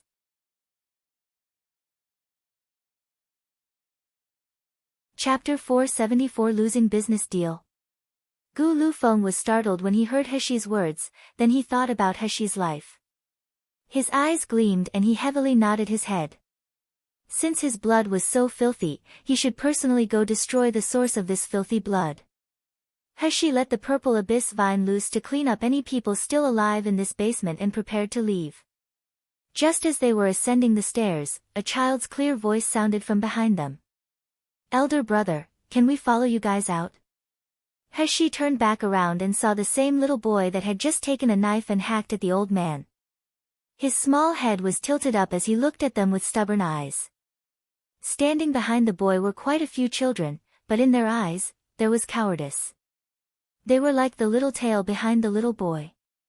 Gu Lufeng looked over at Hexi and didn't say anything. Hashi was now his master, naturally these situations would be handled as she saw fit. Both of Hashi's hands wrapped around her chest. She coldly looked at the little boy and asked, "Why would I allow you to follow me?" Because I can help you when I grow up." When the boy first started out, he nervously stuttered, but as he continued making his point, he became more and more confident.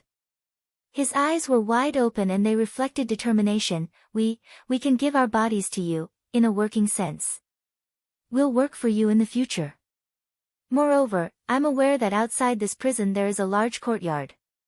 Even if we wished to run we wouldn't be able to. We need to follow you guys because you guys are very strong." Gu Lufeng considered for a moment before softly saying to Hashi, "These children are the results of Murong family's evil doings. I want to return them back to their mothers and fathers' sides." When Gu Lufeng saw Hashi nod at his idea, he then turned to address the children, "You guys should first obediently wait here. When we finish sorting out all our matters, we'll come back to fetch you. From there, we'll work on sending you back to your mothers and fathers' sides." The distant kids, who were originally scared, cried tears of joy when they heard Gu Liufeng's announcement. Some even went as far as to kowtow toward Gu Lufeng and Hashi. They didn't know how many days had passed since they had been captured, but they had long given up all hope. They thought they wouldn't have the chance to see their relatives anymore in this lifetime. But who would have known that they would be able to come back from death's door? Not could they escape this fate, but they also had the chance to return to their families again. After the children relaxed, they couldn't help but all hug each other and cry. Gu Lufeng felt a headache coming and rubbed his head. He was just about to pull Hashi and leave when he heard the same little boy start speaking again. "We don't have a family, nor do we have a place to return to. We only wish to follow elder brother. Begging elder brother to bring us along." Hashi's eyebrows jumped and her eyes showed traces of astonishment. The children at the very back were joyously crying because they were going to return back to their mothers and fathers. But the boy at the very front, as well as a few of the children standing directly behind him, had completely clear eyes. There wasn't a bit of envy or timidness in their eyes. Hashi used her divine knowledge to sweep over these few children's bodies and discovered that their aptitudes weren't bad. The worst child had 3 spiritual roots. The best one was that little boy. He actually had dual attributes of wind and fire. Not only that, his spiritual root's essence purity was quite high. Hashi hugged her chest. "Right now you guys are useless. If I took you in, I would have to feed and clothe you. Wouldn't this be a losing business deal?" At once, the little boy refuted her words. "After we've become strong we can give our lives to you. It doesn't matter what you want us to do, we'll do anything." Hashi sneered at him. "How do I know whether or not you're able to become strong? If I was to raise you until you're older and you turn out to be a group of thankless wretches, wouldn't I be eating a big loss then? We aren't thankless wretches. We are good children. We'll listen to you." The children behind the little boy weakly retorted Hashi's questions.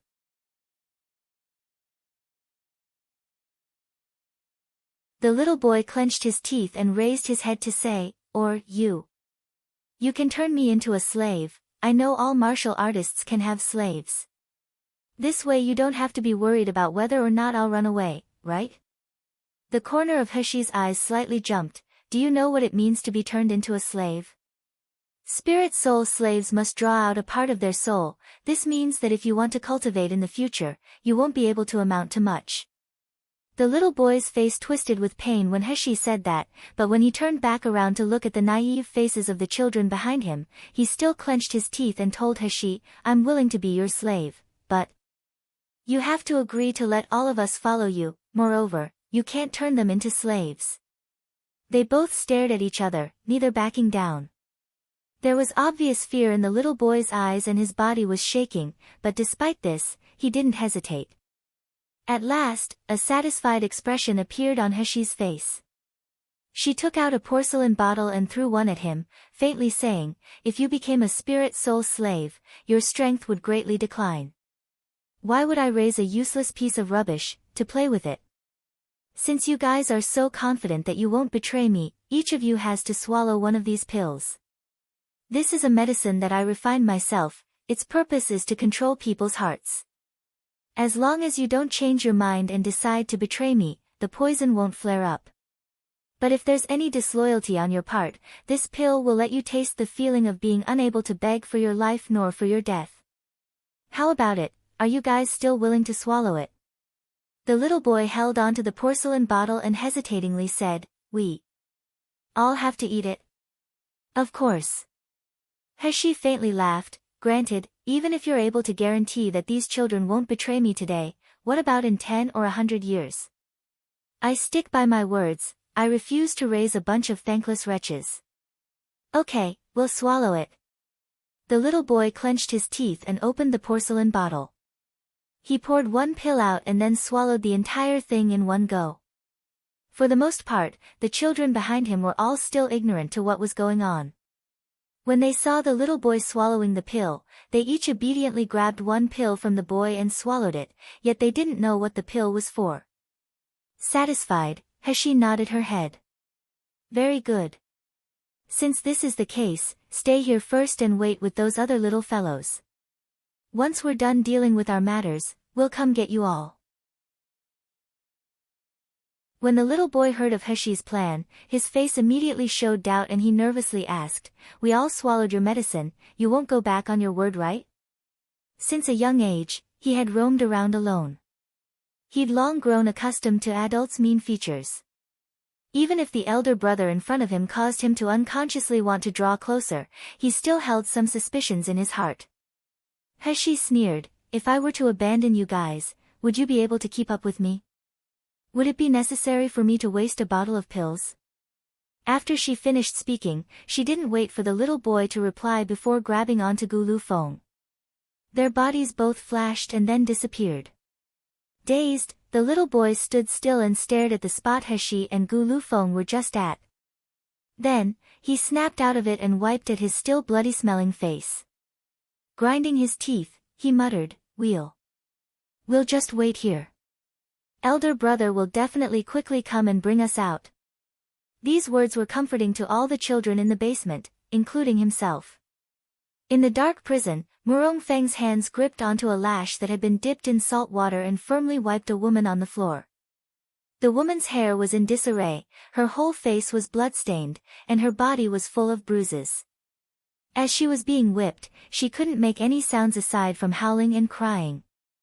Murong Feng retrieved his whip and ruthlessly kicked the woman. Then, he walked over to the nearby torture shelf. The slender figure bound on the shelf had half a mask hanging off his face and his body was also entirely bruised.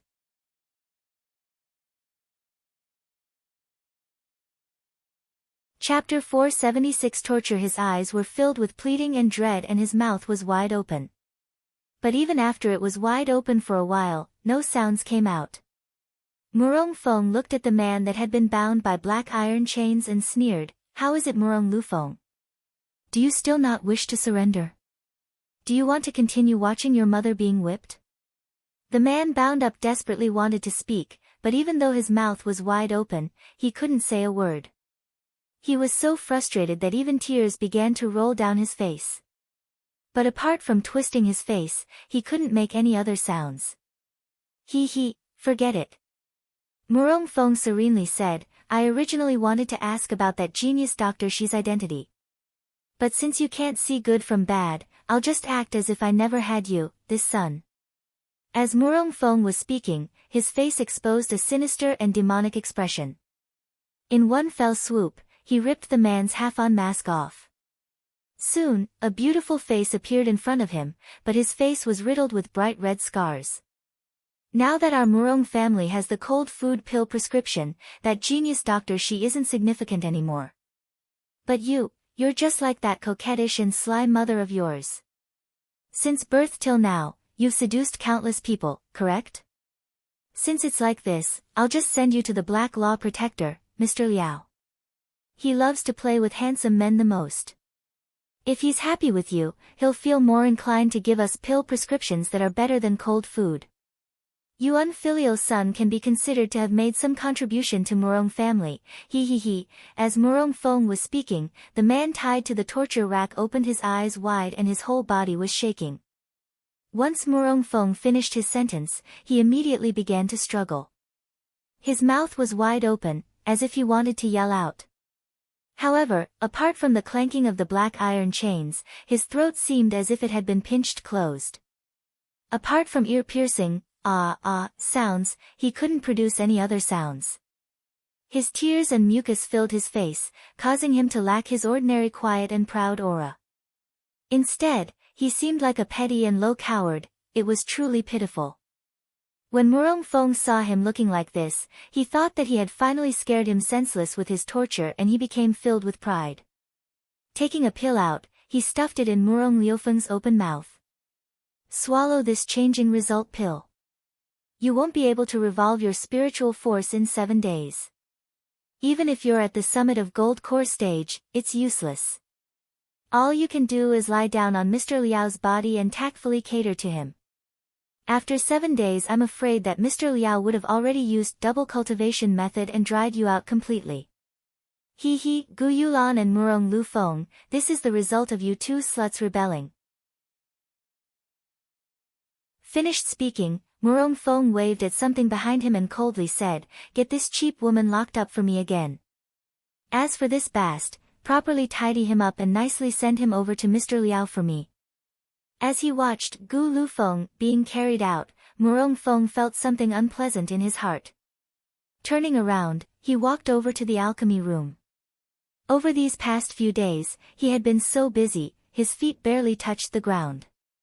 The entire time, he had been busy with refining the cold food pill. He had long already come across cold food pill, he had even fed Gu Yulan it for 20 years.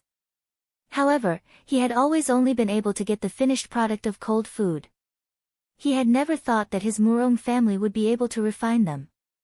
Nowadays, each influential family in Yanjing was becoming stronger and stronger, especially the newly risen Huangfu family.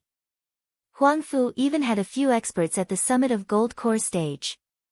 And their Murong family was becoming weaker and weaker as time went on.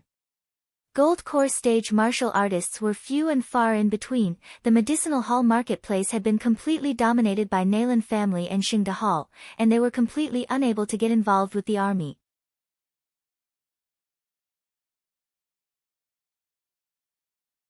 If it weren't for support from above, their Murong family would have long been kicked out of the 4 most influential families. Therefore, when Sealed Dragon Domain's secret territory opened this time, they spent so much of Murong family's resources and human labor. They wished to obtain magic weapons and spiritual medicines in order to expand Murong Manor's strength. He didn't expect that even Murong family's strongest military strength ate a loss when entering inside. Now, he was the sole martial artist at gold core stage, and his cultivation stage had only been obtained through the use of pills. It was so bad that even the businesses under Murong family were becoming restless. And it was just in this time of danger that the Black Law Protector gave them the pill prescription to cold food. Murong Fong was originally a pre-master level refining pharmacist. When he had gotten his hands on the prescription for the cold food pill, he was simply overjoyed. As long as they got their hands on this prescription, they would be able to refine a steady supply of these pills. How could Murong family not become stronger then?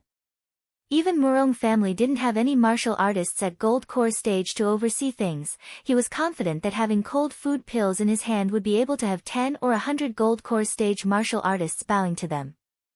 Now, after refining these cold food pills for a short month, Murong Fong was confident that he could already see the day when he would win success and recognition. That cold food pill had the ability to upgrade one's cultivation in a short period of time. But this cold food pill was also highly poisonous and able to silently attract people, causing them to become depraved.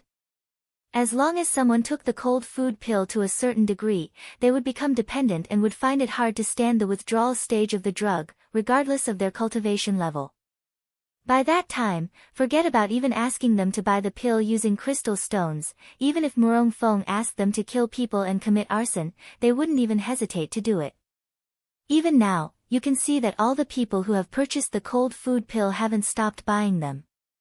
In order for more people to become addicted to it, Murong Feng even sent some free cold food pills to outstanding youths from influential families and sects, earning their thanks and favor.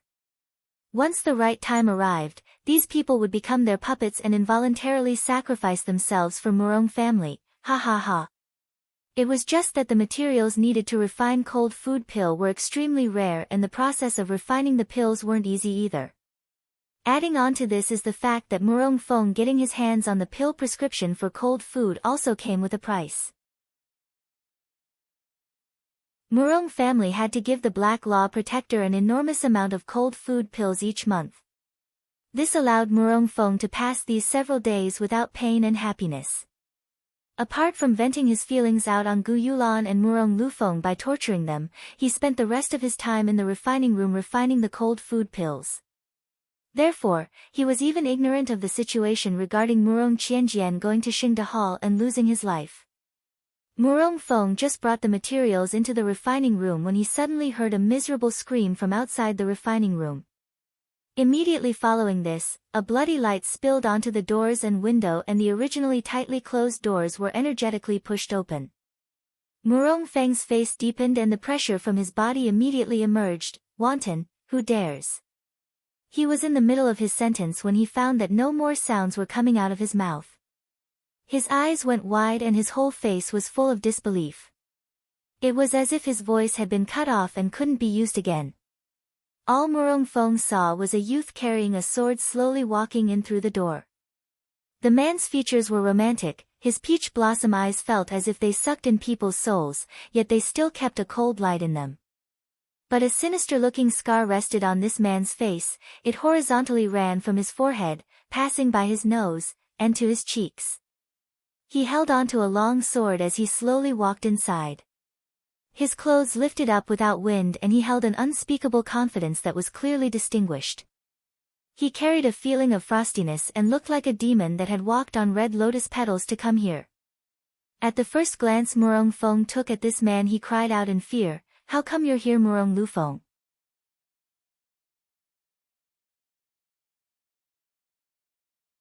Immediately after uttering his question, he suddenly realized. The Murong Lufeng in the prison just then was a fake.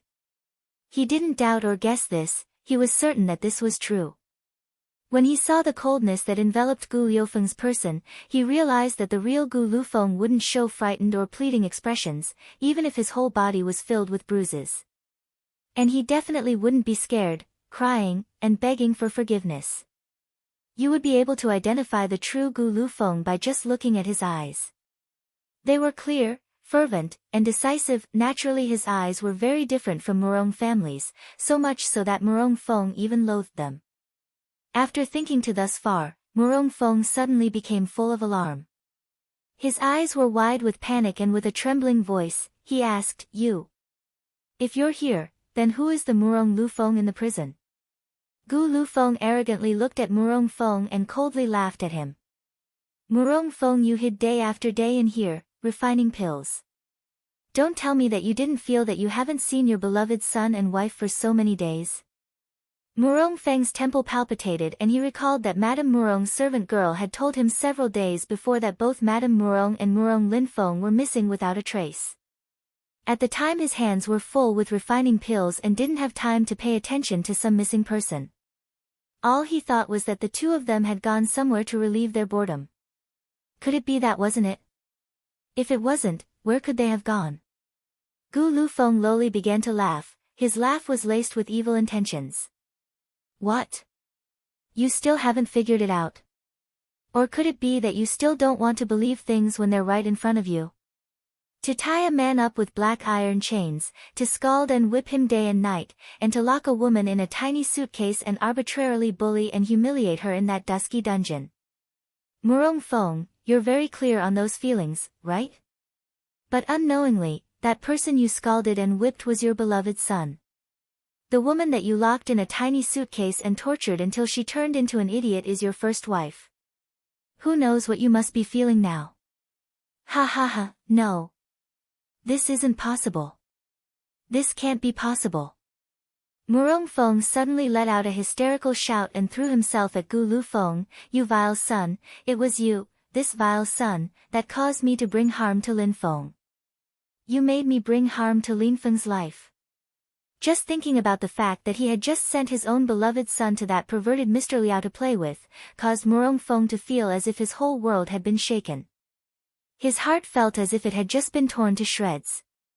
Gu Liufeng's eyes burst with burning flames, but when he spoke, his words were actually icy cold. "Oh?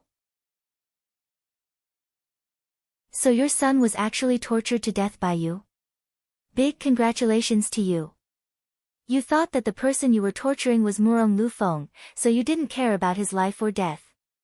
You could stare on blankly as he fell into the pits of hell, suffered torture, and died? Murong Feng, you're truly a good father. Ah." Murong Feng hysterically said, "You're a lowly type of person, you were born from a slut. I've never regarded you as my son, I only looked at you as another chess piece in my hands. If I want you alive, you'll live, if I want your death, you'll die." Just as he finished saying these words, he clapped his hands. Suddenly, a figure rushed out from a secret door located behind the pill stove and flashed over to Gu Lu Feng. On the spot, Gu Lu Feng rolled out of the way and was just about to retaliate. But when he saw the person in front of him, he involuntarily let out a cry of surprise. "Jiu, one?" The person that holding onto a knife and in the process of attacking him had lifeless eyes and a face full of unhealed scars. If it wasn't his Jiu, Guidao, then who was it?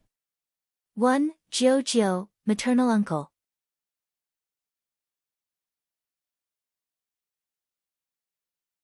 However, Guidao seemed to have completely lose consciousness and looked as if he didn't even hear Gu Liufeng's voice. With the knife in his hand lifted and all the spiritual power he had in him channeled into it, he faced Gu Lufeng and ruthlessly hacked in his direction. In the moment of life and death, Heshi's figure appeared, like a demon, beside Gu Liufeng's body. In one swift motion, she dragged him behind her body. At the same time, the purple vine came out and blocked Guidao's blow. Heshi looked back to see Gu Liufeng's dazed expression and couldn't help but coldly remind him, "What are you still dazed about, Gu Lufeng? Guidao is already being controlled by him. Do you want Murong Feng to have his way?" When Gu Lufeng had been scolded by Heshi, he suddenly returned to his senses. Sure enough, he saw that Guidao's movements were sluggish and his eyes were vacant. Not only this, he also saw that he was clearly at gold core stage, yet he wasn't able to display that strength. It was clear that he had been controlled.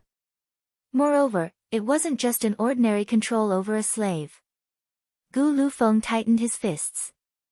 He didn't expect that the Jiu he had intentionally sent to the outskirts to recuperate would ultimately end up in Murong Feng's hands.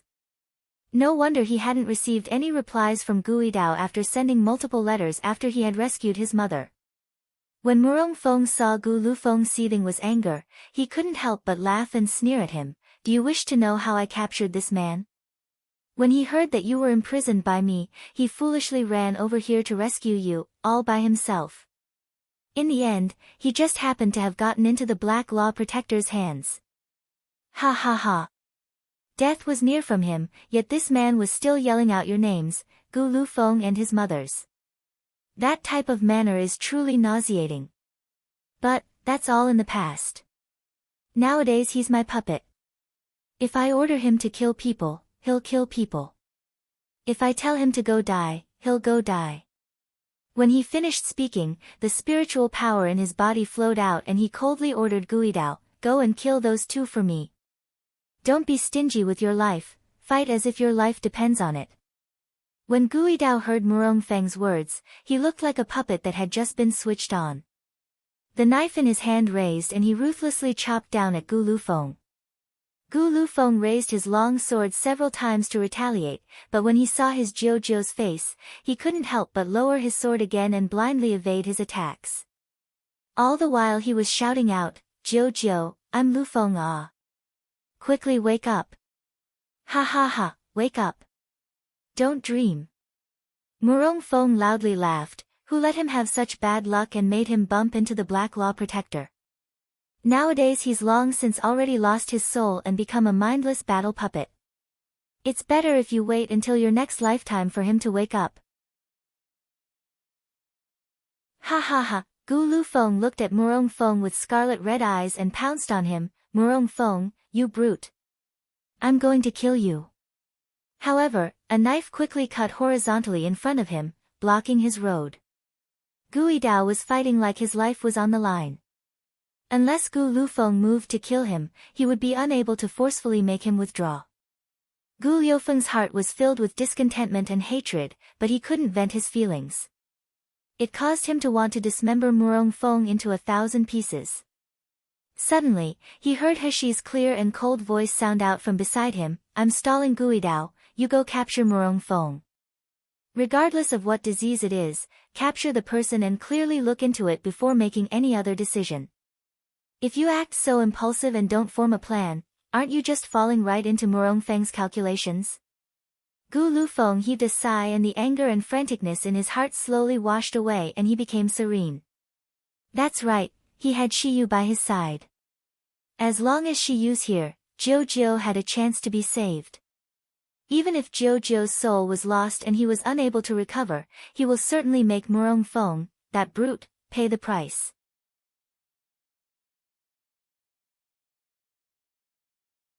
When he thought of this, an ominous glint sparked in Gu Liufeng's eyes.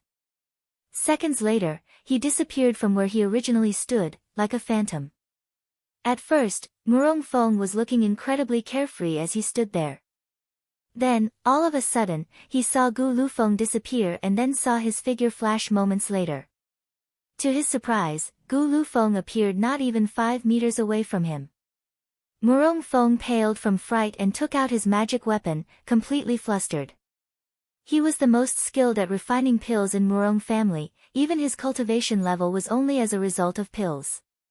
He was gold core stage, but in reality, he wouldn't even be able to stand his ground under the attacks of someone at the initial stage of gold core stage.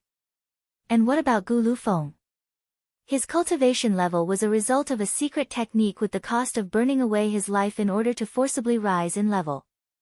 However, he had gone through a period of time that was filled with countless battles and self-discipline. He was also at the summit of gold core stage. How could Murong Feng, this coward, be his match? Therefore, even a mere encounter with Gu Lufeng had Murong Feng wanting to shout for Gui Dao to come, protect him. But before he could order Gui Dao to do so, he felt a pain emerge from his thigh. Immediately after, his entire person was ruthlessly thrown to the floor. Natural silks, 1, shot out from Gu Liufeng's hands and in the blink of an eye, Murong Feng was sturdily tied up with silks. On the other hand, Gui Dao and Heshi were engaged in an intense knife fight. But, in the end, a puppet was a puppet. Therefore, all his movements were mechanical and easily predictable. Even if he was at gold core stage, he was nothing more than a paper tiger. Heshi only had to dodge a few times before she quickly found the hole in Gui Dao's fighting. After Gui Dao swung his knife at her once more, her purple vines suddenly came out and tightly bound Gui Dao's hands together. Gui Dao began to violently struggle once he was bound by the purple abyss vine. Heshi took the opportunity to run forward with a silver needle in hand, accurately sticking it into the back of his head. Not even a moment later, the originally struggling Gui Dao slowly calmed down and eventually fell into a deep sleep. Gu Lufeng immediately threw Murong Feng, who had been tied up by the natural silks, to the side and hurried over to Gui Dao's side. He anxiously asked Heshi, Shiyu, is my Jiu still savable? Heshi regained her examining brain domain spiritual power and knit her brow. We have to wait until we get back in order to be able to clearly grasp the current situation. But upon my initial examination, I found that his brain domain seemed to have been dug around by someone and thrown into chaos. But, if his mind has truly been taken by someone, I'm afraid that even if I can keep him alive, it'll be very hard for him to return to his original state. When Gu Lufeng heard Heshi's verdict, his whole face became lifeless and he started to shake. Then, he suddenly stood up and rushed over to Murong Feng. He firmly grabbed him by the collar and then sternly asked, Murong Feng, what exactly did you do to my Jiu? After being shaken, Murong Feng's vision blurred. Furthermore, the pain coming from the wound on his thigh caused him to grimace in pain. Gu Lufeng firmly punched him in the face and shouted out a warning, "Murong Feng, if you don't speak, trust me, I'll kill you right now." Hi. Murong Feng fell into a fit of heavy coughing. He looked at Gu Lufeng with eyes brimming with hatred and resentment. "You bast, don't tell me you wish to commit patricide." Patricide? Gu Lufeng acted as if he had heard the world's biggest joke. Blood rushed to his eyes and his face was full of taunting. "Murong Feng, do you think you're worthy of being my father? Does a father watch as his own son is being abused and stand by like a bystander? Does a father watch as his own child is being assaulted and indifferently watch on? And what father would ignore his own child's face in front of his mother, even going as far as to blackmail him? And what father would whip his own child and press a flat iron on his own child countless times, all in the name of forcing secrets out of his child? 1. Natural silks, silk that comes from silkworms, k. Silk created through natural processes.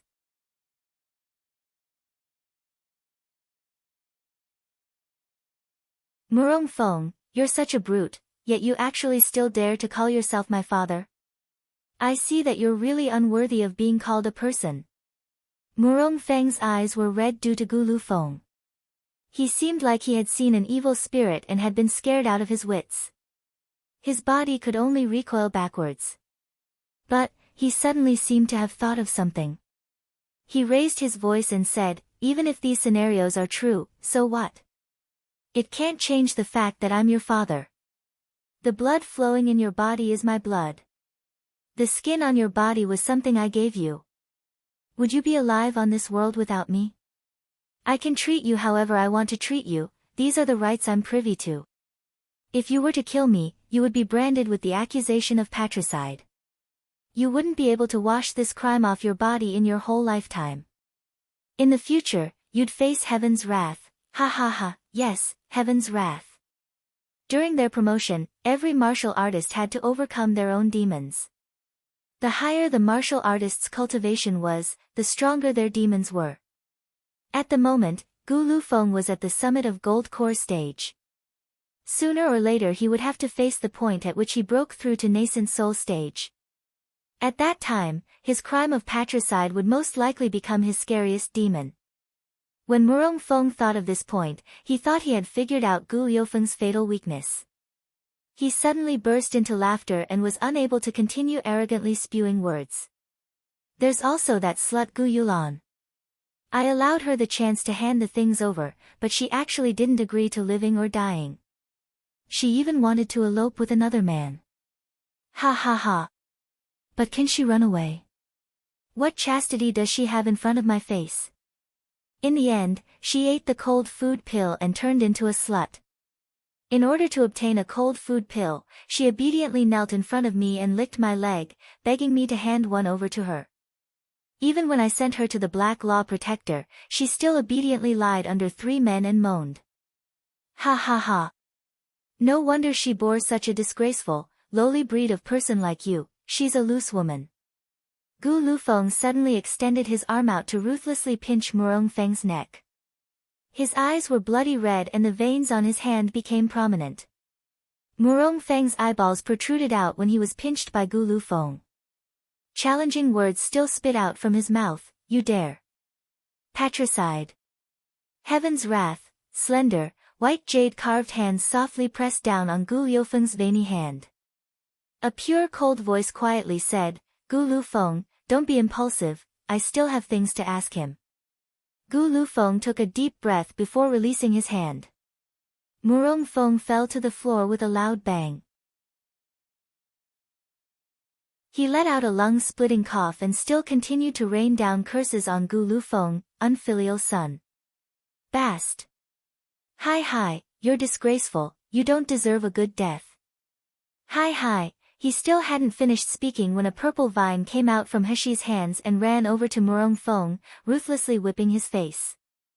Murong Feng let out a brief shriek and looked at Heshi with bitter eyes. He opened his mouth and started speaking, He didn't get to finish his words before the purple vine struck at his face again, followed by a loud, pa sound. Then, the sound of vomiting came after as Murong Fong spit out blood and several shattered teeth. If you looked at him right now, you would see his face full of alarm.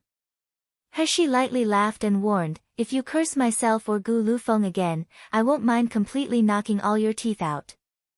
Murong Feng's entire body shook and he felt a scorching hot pain emerge on his face.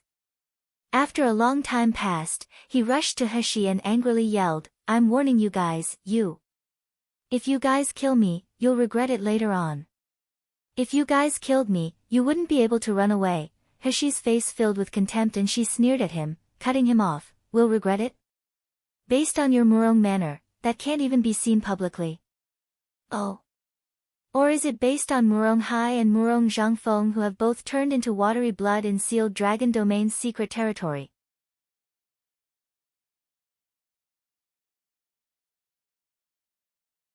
At first, Murong Feng turned completely blank.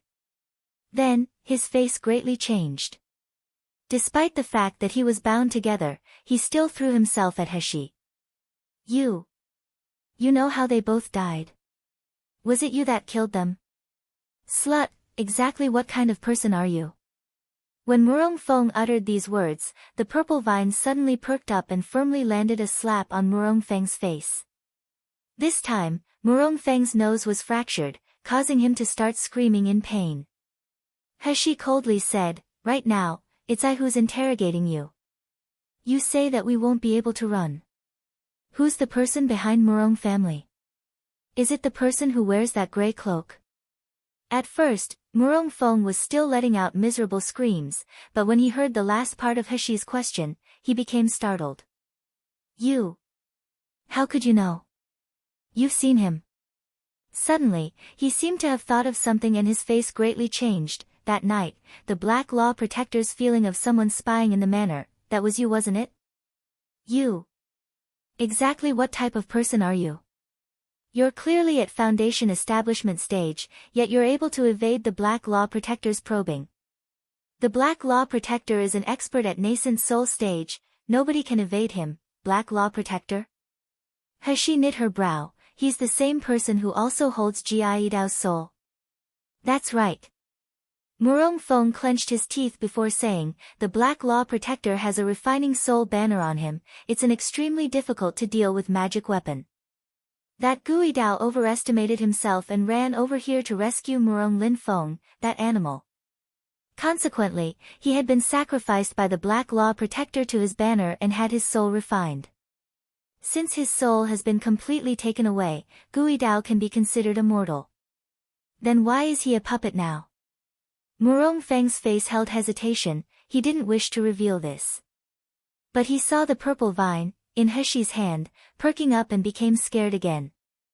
He could feel an unbearable pain bursting from his face and was scared out of his wits, so he promptly answered, I'll speak. I'll speak. The Black Law Protector has a Mr. Liao by his side who's an expert at the technique of refining puppets. He frequently snatches good-looking boys and girls, after picking and mending them, their souls would go to the Black Law Protector's refining soul banner. All that they would be left with would be one soul in their body. A body with only one soul won't die, but it would lose wisdom and become muddle-headed. Mr. Liao uses this special method to refine people into puppets and leave them by their side. Gui Dao is a battle puppet that I paid a high cost for Mr. Liao to personally come help me turn him into one. All the people that were refined into puppets are unable to return to their normal state. Even if the puppet restriction was removed, they would just become muddle-headed, like an idiot, for their entire lifetime. I'll kill you. Murong Feng's words made Gu Lufeng turn berserk. His entire person was practically about to pounce on Murong Feng and ruthlessly tear this sickening, callous, and selfish man apart. Heshi grabbed Gu Lufeng to stop him and lowered her head to look at Murong Feng. What's the origin of the Black Law Protector? Where does the cold food flower come from? When Heshi initially entered this room, she spotted beautiful and tender cold food flowers being raised. Cold food flowers looked extremely similar to poppies, but these poppies had a much larger build than the ones in Heshi's past life. Not only that, the flower's fragrance was strong and the flower itself held a darkness around it. It was clearly a spirit plant connected to darkness. First, Heshi used a hoarding pouch to collect the flower, before she stored it away in her space. When she finished, she came over just in time to see Gui Dao holding knife as he was just about to strike at Gu Lu Feng. She was very curious about this cold food flower. It was a plant connected to such a large amount of darkness, so Heshi could easily guess that such a plant would be impossible to find on Miluo continent nowadays, let alone nurturing it until it bloomed. At the time it was believed that people had 7 souls. People with the correct amount of souls were normal, any less would mean that the person wasn't.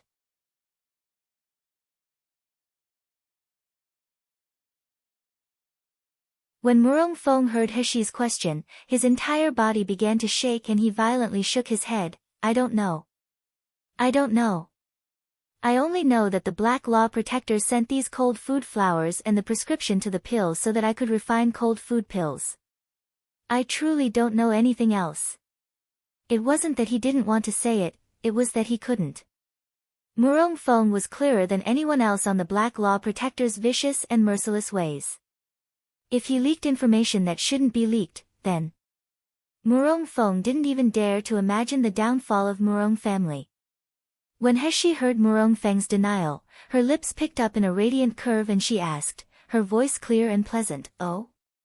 So you don't know anything, ah? Since you don't know, then what's the point of leaving you alive?" Once she said this, the purple vine cheerily turned around, generating flapping sounds, and flew over to Murong Feng. It quickly wrapped around Murong Feng's head and neck and proceeded to relentlessly pull Murong Feng's lips apart. At an unknown time, a singular black pill had already appeared in Heshi's slender, white fingertips. She quickly shot the pill and it accurately fell into Murong Feng's mouth. With all his strength, Murong Feng attempted to struggle against the two, but his hands were already wrapped in the natural silks. How could he fight against the purple abyss vine? All he felt was a pill dissolving down his throat and the following bitter aftertaste that ensued alongside the smell of medicine. After he fully swallowed the pill, the purple abyss vine released him. Murong Feng's entire face was painted with anger and alarm and his eyes were wide open, glaring straight at Heshi. He opened his mouth and was just about to begin cursing at her. Then, a piercing pain erupted from all the bones in his body. Alongside the pain, he heard the frightening sounds of G-E-G-G-E-G, creaking sound, in his ear.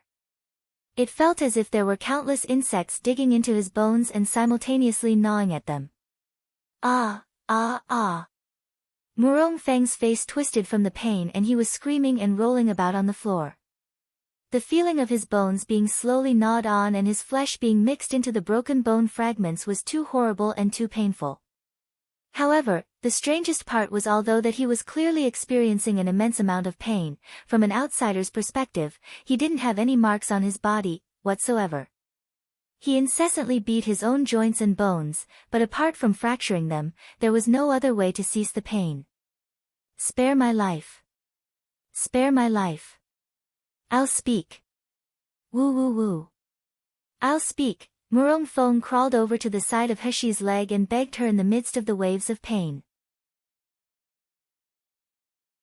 At this moment, the terror he held for Heshi far outweighed the terror he felt for the Black Law Protector. Currently, Murong Feng's entire face was already full of mucus and tears, his hands and feet were fractured, and his face held a prominent scar left by the purple abyss vine from earlier. His entire person looked like a sorry figure, his current appearance was far from the one of Murong family's clan head. His heart was brimming with bitter resentment and dread. He vented some of these feelings by fiercely glaring at Gu Lu Feng. It was all this unfilial son's fault. If this unfilial son didn't collude with outsiders and scheme against Murong family, his Murong family would have never fallen into such a plight. But once Murong Feng's eyes met with Heshi's smiling ones, his body immediately started trembling again and he didn't dare to hide anything anymore. As it turns out, Murong Manor suddenly lost several elders who were at high-level gold core stage, some 20 years back, and suffered a drastic decline. Many of the owners of businesses Murong family owned began to turn restless, they wanted to replace Murong family.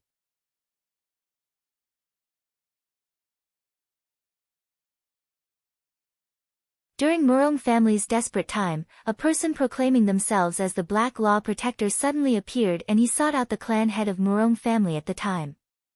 Their agreement would be able to help Murong family suppress the powers under their family, allowing them to steadily stay in their position as one of the 4 most influential families. The catch was that Murong family had to be their eyes and ears and wholeheartedly swear their loyalty to them. Nobody in Murong family knew exactly what type of person the Black Law Protector was, all they knew was that his cultivation was extremely high. 20 years before his cultivation was already at nascent soul stage. By his side he had a 4th-rank doctor and a Mr. Liao who was an expert in refining puppets. With the Black Law Protector's help, their Murong family was quickly able to establish themselves in Jinling City. And secretly, they began to help the Black Law Protector in all kinds of shady businesses. Every day, their Murong family had to hang up a sign saying that they were recruiting little man servants. They would fetch children from remote mountain areas or from the streets. From these children, they would filter out the ones with spiritual roots and use them as culture fluid for the cold food flowers. Hashi knit her brow and said, "You guys have kidnapped so many children for so long, have you guys seriously not had any parents who came to complain about their children missing?" In response, Murong Feng's head drooped and he quietly said, "Naturally that's happened. If any parents discover any clues, we usually kill their entire family, or perhaps even the entire village. Then we shift the blame onto loose martial artists or bandits. Are you guys even human anymore? Do you have any humanity?" Hashi didn't even respond before Gu Lufeng couldn't take it anymore.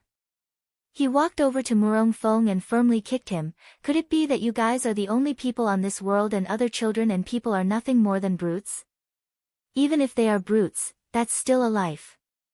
Why are you allowed to willfully trample and slaughter them? Murong Feng, are you not scared of meeting retribution? Of not reincarnating after death? Of forever walking the path of a brute?"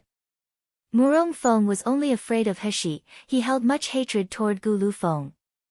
So once he heard Gu Liufeng's questions, he immediately answered back with confidence, "All of our actions are for the sake of reviving Murong family. The death of hundreds of those lowly people is the same as the death of hundreds of ants. What worth do they have to be able to receive our guilt and pity? Actually, you're the evil creature here. You clearly possess Murong family's blood, yet you colluded with outsiders and trapped Murong family. You're the one who really deserves to die 1,000 deaths. You brute, you're the one who'll receive retribution."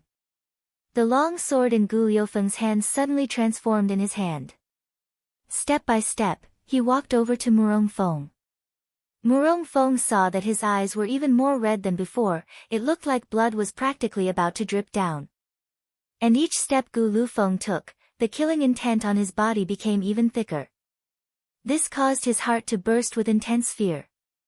He began to wiggle and recoiled backward. I'm your father, if you kill me. You'll face heaven's wrath. You'll meet countless demons on that day. You'll also fall down." Hashi walked forward a step and held on to Gu Lufeng. She faintly told him, "There's no need to face demons just for a person like this. Let me do it, okay?" "No." Gu Lufeng whirled around to face Hashi. His eyes were burning and there was 20 years' worth of built-up pain and hatred in his face.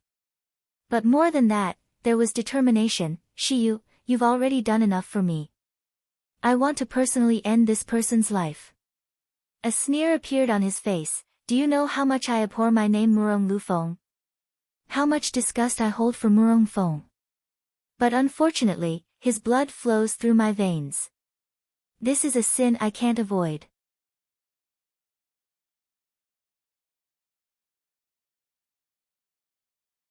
Since it's my crime, let me personally end everything. Let me personally end the cycle of nightmares that have plagued me for the past 20 years. Even if I have to face demons due to this one incident, I won't hesitate." Right after saying this, Gu Liufeng's long sword glinted in the light as it rose up. Then, it chopped down at Murong Feng. Murong Feng's face was filled with fear and despair. He opened his mouth and seemed to have become hysterical. "You'll regret killing me. You'll soon join me, nobody can escape. Ha ha ha ha, Murong Feng's face felt as if it had a line drawn between the middle of his eyebrows down to his nose. Moments later, Gu Liufeng's long sword came crashing down right at this mark, perfectly splitting his face in half. Boiling blood came sprouting out, splashing right onto Gu Liufeng. It was obvious that he could have dodged all of the blood splashing on him, but he stood completely still, completely expressionless, allowing it to be sprayed onto him. The only thing that changed in him was that the decisiveness in his eyes became more and more apparent as the seconds ticked on. From now on, Murong Lufeng and Murong Manor ceased to exist in this world. There was only the Gu Lufeng who admired and vowed loyalty to Shiyu. Gu Lufeng abruptly turned around and knelt down on one knee in front of Heshi. His sword was propped on the floor and his back was curved. On his face there was sincerity, serenity, and not a trace of humiliation, as he thanks to Master for allowing me to take revenge on my greatest enemy. It's just that this subordinate taking his own initiative may have caused heaven to bring her wrath on the day that this subordinate advances in rank to nascent soul stage. At that time, it's quite possible that this subordinate won't be able to advance in rank and will therefore be unable to stay by Master's side. Heshi rubbed the goosebumps on her arm away and quickly interrupted Gu Lufeng. What nonsense has gotten into you, Gu Lufeng? Have your brains gone rotten after Murong Feng's blood splashed onto you? Can you speak properly? Unhappy, Heshi rolled her eyes. Following this, her face became dignified. I've always thought that the words Murong Feng spoke before death's door has some deep meanings. Moreover, I feel a bad premonition. Let's quickly leave. Oh, depart from here. Where do you guys want to go? A deep and muffled voice sounded out from the doorway, lacking any prior foreshadowing of its entrance. Gu Lufeng and Heshi's faces both changed and showed displeasure. Without a second thought, both of their figures soared up. The sound of a crash ensued and a large hole appeared on the ceiling of the refining room. Both Heshi and Gu Liufeng's figures jumped onto the roof. However, the newly arrived person's speed was much faster than theirs. In a split second, a gloomy and cold breath enveloped the both of them. The gloomy and cold breath carried a bloody stench and a pressure that suffocated people alongside it. When they lifted their heads to look up, they saw a dark red cloth covering over the sky. And that bloody stench and suffocating pressure was emitting from the middle of this cloth. They could both see that this cloth was just about to drop down and wrap them up. Heshi and Gu Liufeng's faces both immediately became unsightly. Heshi had already begun to bleed from her mouth. This was because her cultivation level was still low. She didn't have the skill to contend against martial artists at nascent soul stage quite yet. Suddenly, the sound of something tearing could be heard. Looking up revealed that the dark red cloth had been cut into 7 or 8 pieces by a long sword. Cut into tatters, each of the pieces were taken away by the wind, blown away to another place. Heshi looked at Wu Exayan, who was standing in front of both her and Gu Lufeng, and let loose a breath.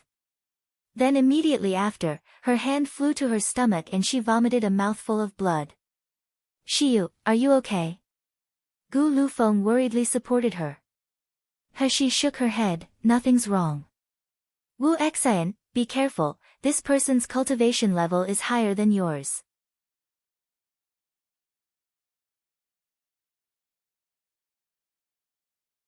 Standing in front of Heshi and Gu Lufeng was Wu Exayan, who nodded his head at Heshi's previous words.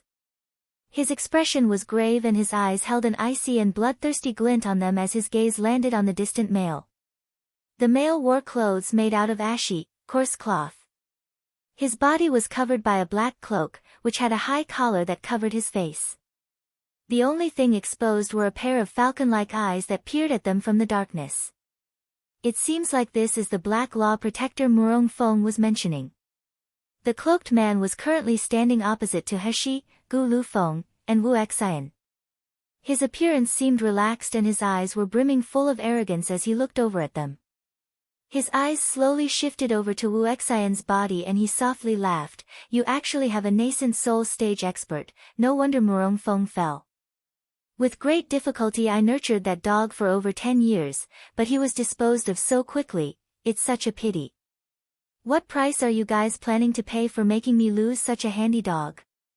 Hashi narrowed her eyes and sneered at him. I imagine your heart would feel more pain over losing those cold food flowers rather than that handy dog, right? You touched the cold food flowers. When the cloaked man heard what she said, he suddenly became angry. He used his divine knowledge to sweep over the room and found no shadow of the cold food flowers. The gaze he looked at Hashi with was as sharp as a sword. It was no longer like the insipid cloud and soft wind one from before. What about the cold food flowers? Naturally they're destroyed. Hashi coldly laughed. Those spiritual plants have the darkness attribute, they have the ability to endanger the world. Are they just supposed to be left to be eaten? I'm sorry, I'm not as abnormal and inhumane as you guys are. You, courting death. The cloaked man let out a strict shout and his figure suddenly flashed from where he was standing and began charging at Hashi. Hashi could already see that this move was far different from the one he used with the red cloth, which was played down. Instead, this one carried anger and a desire to dismember her into 1,000 pieces. Wu Xian's entire body turned into a glowing white light as he soared over to meet the cloaked man head-on. Nascent soul stage level fighting was something that Hashi wasn't capable of participating in yet. Even Gu Lufeng, who was at the summit of Gold Core stage, could only stand by the side and watch on. Even though Gold Core and Nascent Soul were merely a step away from each other, the step was still the distance between heaven and earth. Once someone entered Nascent Soul, they would be considered one of the top strengths in Miluo continent, a supermaster. However, even if Hashi couldn't participate in the fight, it didn't mean she couldn't clearly see the circumstances of the fight. Although Wu Xian's upgrade to Nascent Soul stage had already become stable, this cloaked man had clearly been at Nascent Soul stage for countless years. He was far away from a match Wu Xian could take on.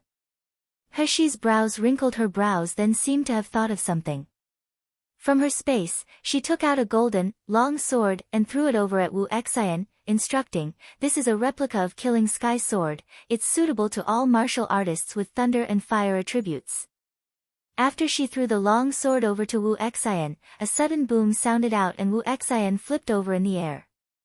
As he grasped the long sword in his hand, he felt the spiritual power in his body surging and let out a surprised expression. The Killing Sky Sword was a unique, legendary spirit weapon, its craftsmanship was only secondary to the sealed dragon sword.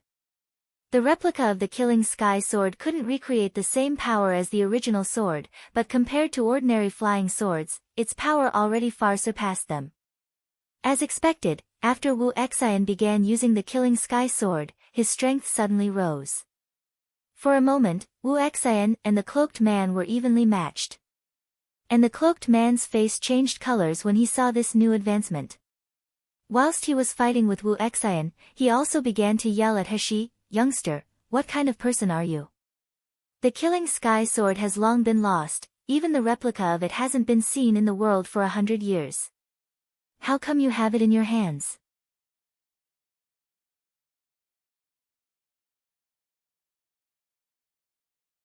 Chapter 487 Refining Soul Banner. Hashi faintly smiled and said, "I feel like the origins of the cold food flower are even fishier than the Killing Sky Sword, right? This spiritual plant shouldn't even be able to grow in Miluo continent. If you told me how you guys got cold food flowers, then I'll tell you the history of the Killing Sky Sword, okay?" A scowl formed on the cloaked man's face and his mind scattered. In this moment of carelessness, Wu Xian was able to cut through his clothes. The cloaked man retreated several steps back and sneered at Wu Xian, "Yay, I'm bored of playing with you. Do you really think you're my opponent?" Wu Xian slowly turned over the qi and blood in his body, mixing them together. His expression remained detached and he didn't bother to pay attention to the man's words. The cloaked man looked at Wu Xian and then looked over at Hashi, who stood behind him, and a bloodthirstiness rose up in his eyes. "Since you guys wish to court death, I'll help you guys. In any case, I'm bored of playing." Right after saying this, a small, black banner appeared in the cloaked man's chicken claw-like hands. He began to mutter incantations under his breath. As he was muttering them, the black banner grew larger and larger, until it grew even taller than himself. The cloaked man mischievously let out 2 laughs and touched the banner's icy flagpole. He faintly remarked, "Go ahead, my darling. Lately you haven't had any chance to show off, you must be starved. But this one time should compensate you. You haven't gotten the chance to taste nascent soul stages yet. They taste much more delicious than 100 gold core stages." After saying this, the cloaked man's hand raised and a flash of spiritual energy entered the banner. In a moment, the banner began to shake, and following this, a round black shadow shot out from the banner and flew up into the sky. That black shadow condensed and became thicker, forming into a black devilish face with tusks. Once it was done forming, it faced Wu Xian and rushed at him. In the blink of an eye, the black shadow surrounded Wu Xian. The devilish face opened up a bloody mouth and unceasingly started biting at Wu Xian's body. Every bite the face took, the face grew larger and Wu Xian's breath became weaker. Although the killing sky sword was still in Wu Xian's hand and he was constantly waving it around, it began to wave around slower and slower as the seconds ticked by. Gu Lufeng clenched his teeth and said, "That should be the refining soul banner." The soul refining banner was a sinister magic weapon that grew stronger whenever it engulfed martial artists' souls and essence. The cloaked man began to laugh out loud. "Rest assured, when that youngster has been engulfed, the next ones are you too." After saying this, his figure flashed and his chicken claw-like hands changed into demonic claws. Then he faced Heshi and threw himself at her whilst clawing at her. Bang! A loud sound rang out and the black air suddenly scattered. Even the devilish face turned over and fell 10 feet away. It fell down on the ground and twitched, with a majority the shadow surrounding it even fading out. Heshi then felt a large force pulling herself and Gu Lufeng back a few steps. It felt as if she was able to escape the cloaked man's clutches. Wu Xian stood in front of Heshi and Gu Lufeng. The muscles and bones in his hands and arms were entirely broken and his whole body was filled with bruises. It looked as if he was going to collapse at any moment. "Wang! Shui Gongzi, quickly run!" Wu Xian hoarsely shouted. "At most, I can only hold him back for a quarter of an hour." Heshi stared blankly at Wu Xian. It was as if blood had filled her sight, everything turned red and a burst of burning rage filled her. She hated feeling weak and she hated allowing the people by her side receive injuries even more. When the cloaked man saw the devilish face's weak state, he was suddenly furious. He had used countless spirits to fully raise and condense this devilish face. Its face could even rival initial stage of nascent soul stage. But unexpectedly that repulsive youngster actually dared to risk losing his arm by exploding his spiritual power, which, in turn, caused his devilish face to gain a serious injury. And now, even if it swallowed these 3 youngsters' souls, it would still need to recover for a period before it could return back to its previous state. 1. Yay, paternal grandfather or old man. In this case, he's calling Wu Xian an old man.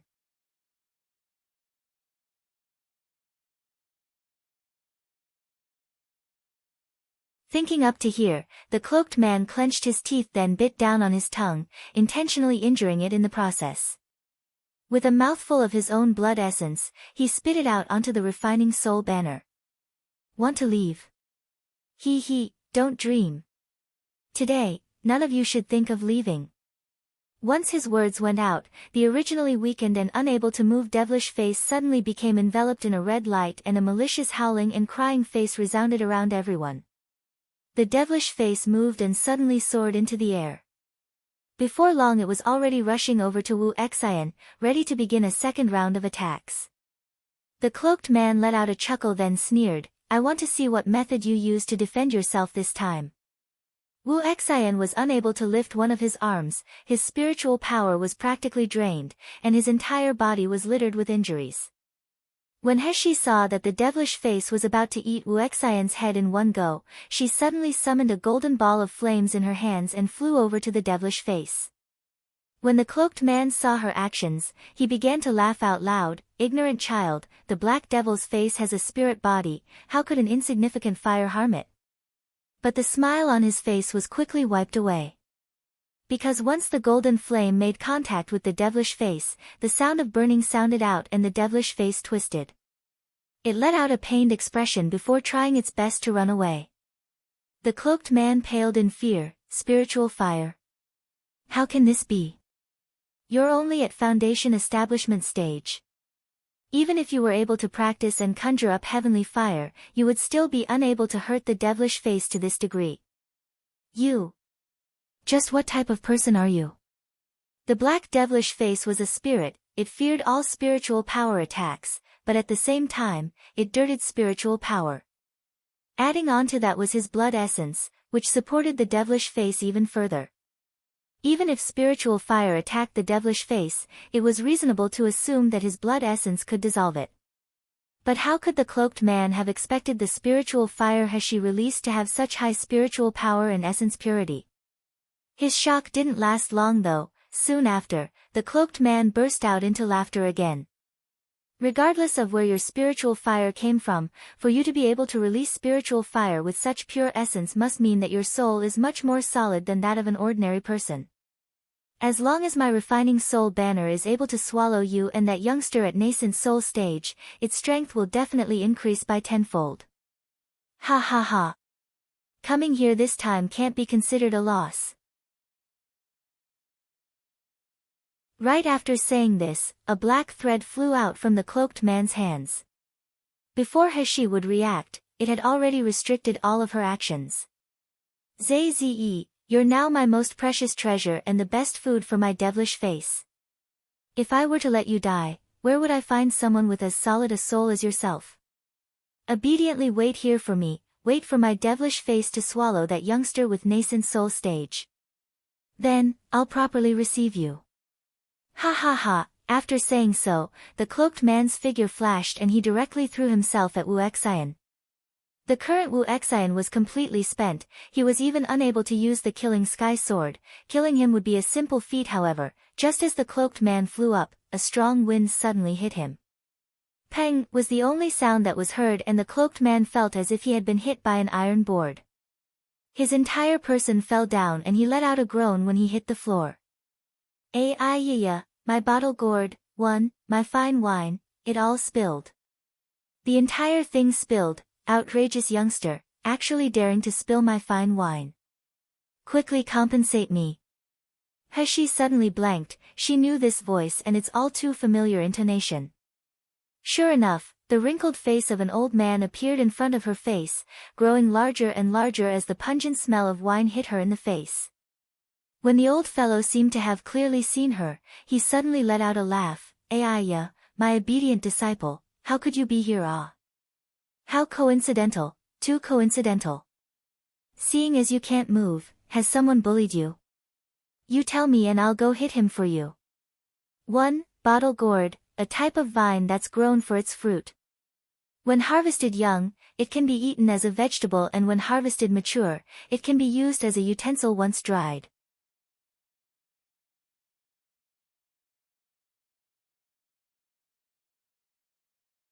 After speaking up to here, the old fellow suddenly shook his bottle gourd around and mischievously laughed. However, since your master's wine is gone, shouldn't you, as a disciple, express? Hey, mischievous laughter. For a moment, He was unable to respond, the sudden turnaround was too theatrical. She lowly coughed, untie me first. Okay. Then you have to give me wine, clever disciple. The old man's black hands raised and were just about to move to untie her when he abruptly paused and said, Wrong clever disciple, you still haven't called me master. If you don't call me master, how can I untie you? I'm only saving my clever disciple. She's mouth twitched and she fiercely stared at him. You're threatening me. Hey, how can that be considered a threat? In the mountain, didn't you agree to pay respects to this old man as your master? When did I agree? The old man's face looked like that of a rascal as he winked and pointed at Wu Xian, beginning to make a fuss. Ayya, this fellow's injuries aren't shallow. If you don't quickly provide critical care his cultivation will drop from nascent soul stage. Zze, how pitiful, how unfortunate there's nobody to save him. He looked over at the bloody and barely breathing Wu Xian and clenched her teeth, spitting out 2 words, Master. 1. Ai ya, clever disciple. The old man's eyebrows raised in joy when he heard those 2 words, 1, come from Heshi's mouth. He waved his hand and the black rope tied around Heshi's body also fell down. Heshi didn't bother to talk to him and quickly walked over to Wu Xian's side. The first thing she did was to give him a pill to swallow. At this point, Wu Xian's mind was already hazy. When he opened his eyes and saw her, he murmured, fortunately Wang Fei is fine, otherwise. Master will definitely be worried of your death, fool. Heshi picked up a silver needle and efficiently stuck it into his body so his injury could be prevented from worsening. Then, she hoarsely said, idiot. Whose life could be more important than your own? You're about to die and yet you're still afraid that Nangong you will be worried. At this moment, the cloaked man that had been knocked away by the bottle gourd had finally stood back up from the roof. He felt dizzy from being knocked, but his body didn't have any injuries. When he saw Heshi, who had been untied, and that crazy old man, he suddenly angrily shouted, which smelly old man actually dares to spoil my affairs? Are you tired of living? The old man clicked his tongue and shook his head in response, you're a part of the younger generation, how come you lack manners? Don't you understand to respect the old and cherish the young? It was clearly you who had knocked over my wine, isn't it the right thing to pay me back? Zhe, you even dare to plot against my beautiful, clever disciple. Look at you wearing a cloak in the evening, how shameful ah. I see that you must be jealous of my disciple's good looks. This annoying troublemaker directly angered the cloaked man enough for him to want to spit out a mouthful of blood. Heshi's mouth twitched before she interrupted the old man's words, Master, compared to this fellow, which one of you is stronger? Since she had already agreed that this old man was his master, Heshi wouldn't be unreasonable anymore. The old man rubbed his bottle gourd and mischievously laughed, well, that's hard to say, hard to say. If I drank some wine, this old man would be able to beat 3 cows. If I haven't drank wine, master knock him down and I guarantee that, in the future, you'll have so much wine that you wouldn't be able to drink it all. Really? Clever disciple, you better not cheat me. Heshi's hands hugged her chest as she smiled at him. If I'm cheating you then you can expel me.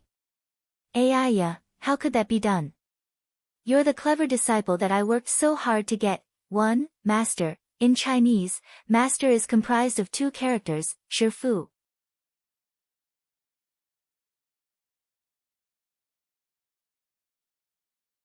Whilst Heshi and her master were speaking, neither of them tried to conceal their words. This directly caused the cloaked man to become angry again. You dare underestimate me, directly go and die for me. Right after saying this, bursts of bone-chilling cold winds started up and faced Heshi and everyone else. In response, the old man threw the empty bottle gourd away and his figure disappeared from his original spot.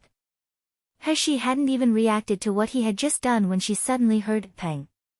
Soon after the bitter cold wind dissipated and even the black fog disappeared, leaving nothing else in front of them. That's right, precisely. Nothing was left. The cloaked man's presence had completely disappeared. The old man rubbed his black palm and guiltily looked toward Heshi. With forced laughter he said, Aiya, it seems like I didn't control my strength and miscalculated. Heshi frowned, miscalculated? By how far? Hiccup. This. That, the old man looked at the sky, just then I wasn't looking at the direction and didn't see where he flew off to, ha ha ha. So clever disciple, even though I didn't knock him flat. Your master can be considered to have exerted energy, right? Moreover, by the time he falls back onto the ground, he'll definitely fall flat. He wouldn't even be able to crawl back up after 6 hours. About that wine, Heshi narrowed her eyes and silently watched the old man for a long time. She was certain that this old man had deliberately not laid a heavy hand on the cloaked man. She stared at the old man until he nervously scratched his head. Then she loosened her expression and lightly laughed, rest assured, there will be plenty of wine. In any event, thanks to Master for saving us. Yeah, clever disciple, you're too considerate and too filial. Your master loves you the most, smelly old man, your entire body is full of louse and wine, quickly get away from me. Clever disciple, don't be like this. Master likes to hug you, how can you decline? Do you believe that I won't pour all the wine out in front of your face? E. Clever disciple, clever disciple. I know my wrongs. You must give fine wine as presents, to one's elders/superiors as a sign of respect, to Master Ah. The fight between Heshi's group and the cloaked man started quickly and also ended quite quickly. However, it still roused up quite a lot of movement. Just speaking of Murong family, a few of their houses collapsed. The children in Murong family had been scared by the shaking and were reduced to shivering in their rooms, none of them dared to step foot outside. When Jin Ling's imperial guards arrived at the scene and saw the terrifying fighting going on, they were filled with fear. How would they dare to continue investigating? So, naturally, this matter remained unsettled. However, who could have thought that Murong Manor would have disappeared just 3 days after the fight occurred at Murong Manor that night? In the span of a night all of Murong Manor's guards, manservants, servant girls, and children had disappeared without a trace. Even their bones couldn't be found. What was the scariest part of the whole ordeal was that the houses inside Murong Manor all looked as if they had been burned by a fire. Apart from ashes and fallen walls, there was nothing else. Murong family was one of the 4 most influential families in Yanjing City. Yet in a breath's time all of its people had disappeared without even the smallest bit of a trace left behind. This matter left the people of Yanjing City alarmed and restless for a few days. The most worried were the remaining 3 most influential families. Although they were busy with receiving the power of Murong family, they were still wary and fearful. The enemy was just too powerful. They actually dared to thoroughly eliminate Murong family right in front of the imperial guards. Would there be a day when it was their own turn? You're tuning in to the Blissful Bookshelf YouTube channel. We're so grateful for your support and don't forget to subscribe to join us on this incredible journey through captivating stories. Your generosity through donations truly makes a world of difference, as it's the primary source of revenue that allows me to expand and enhance this channel for you. Thank you from the bottom of my heart for being a part of this adventure.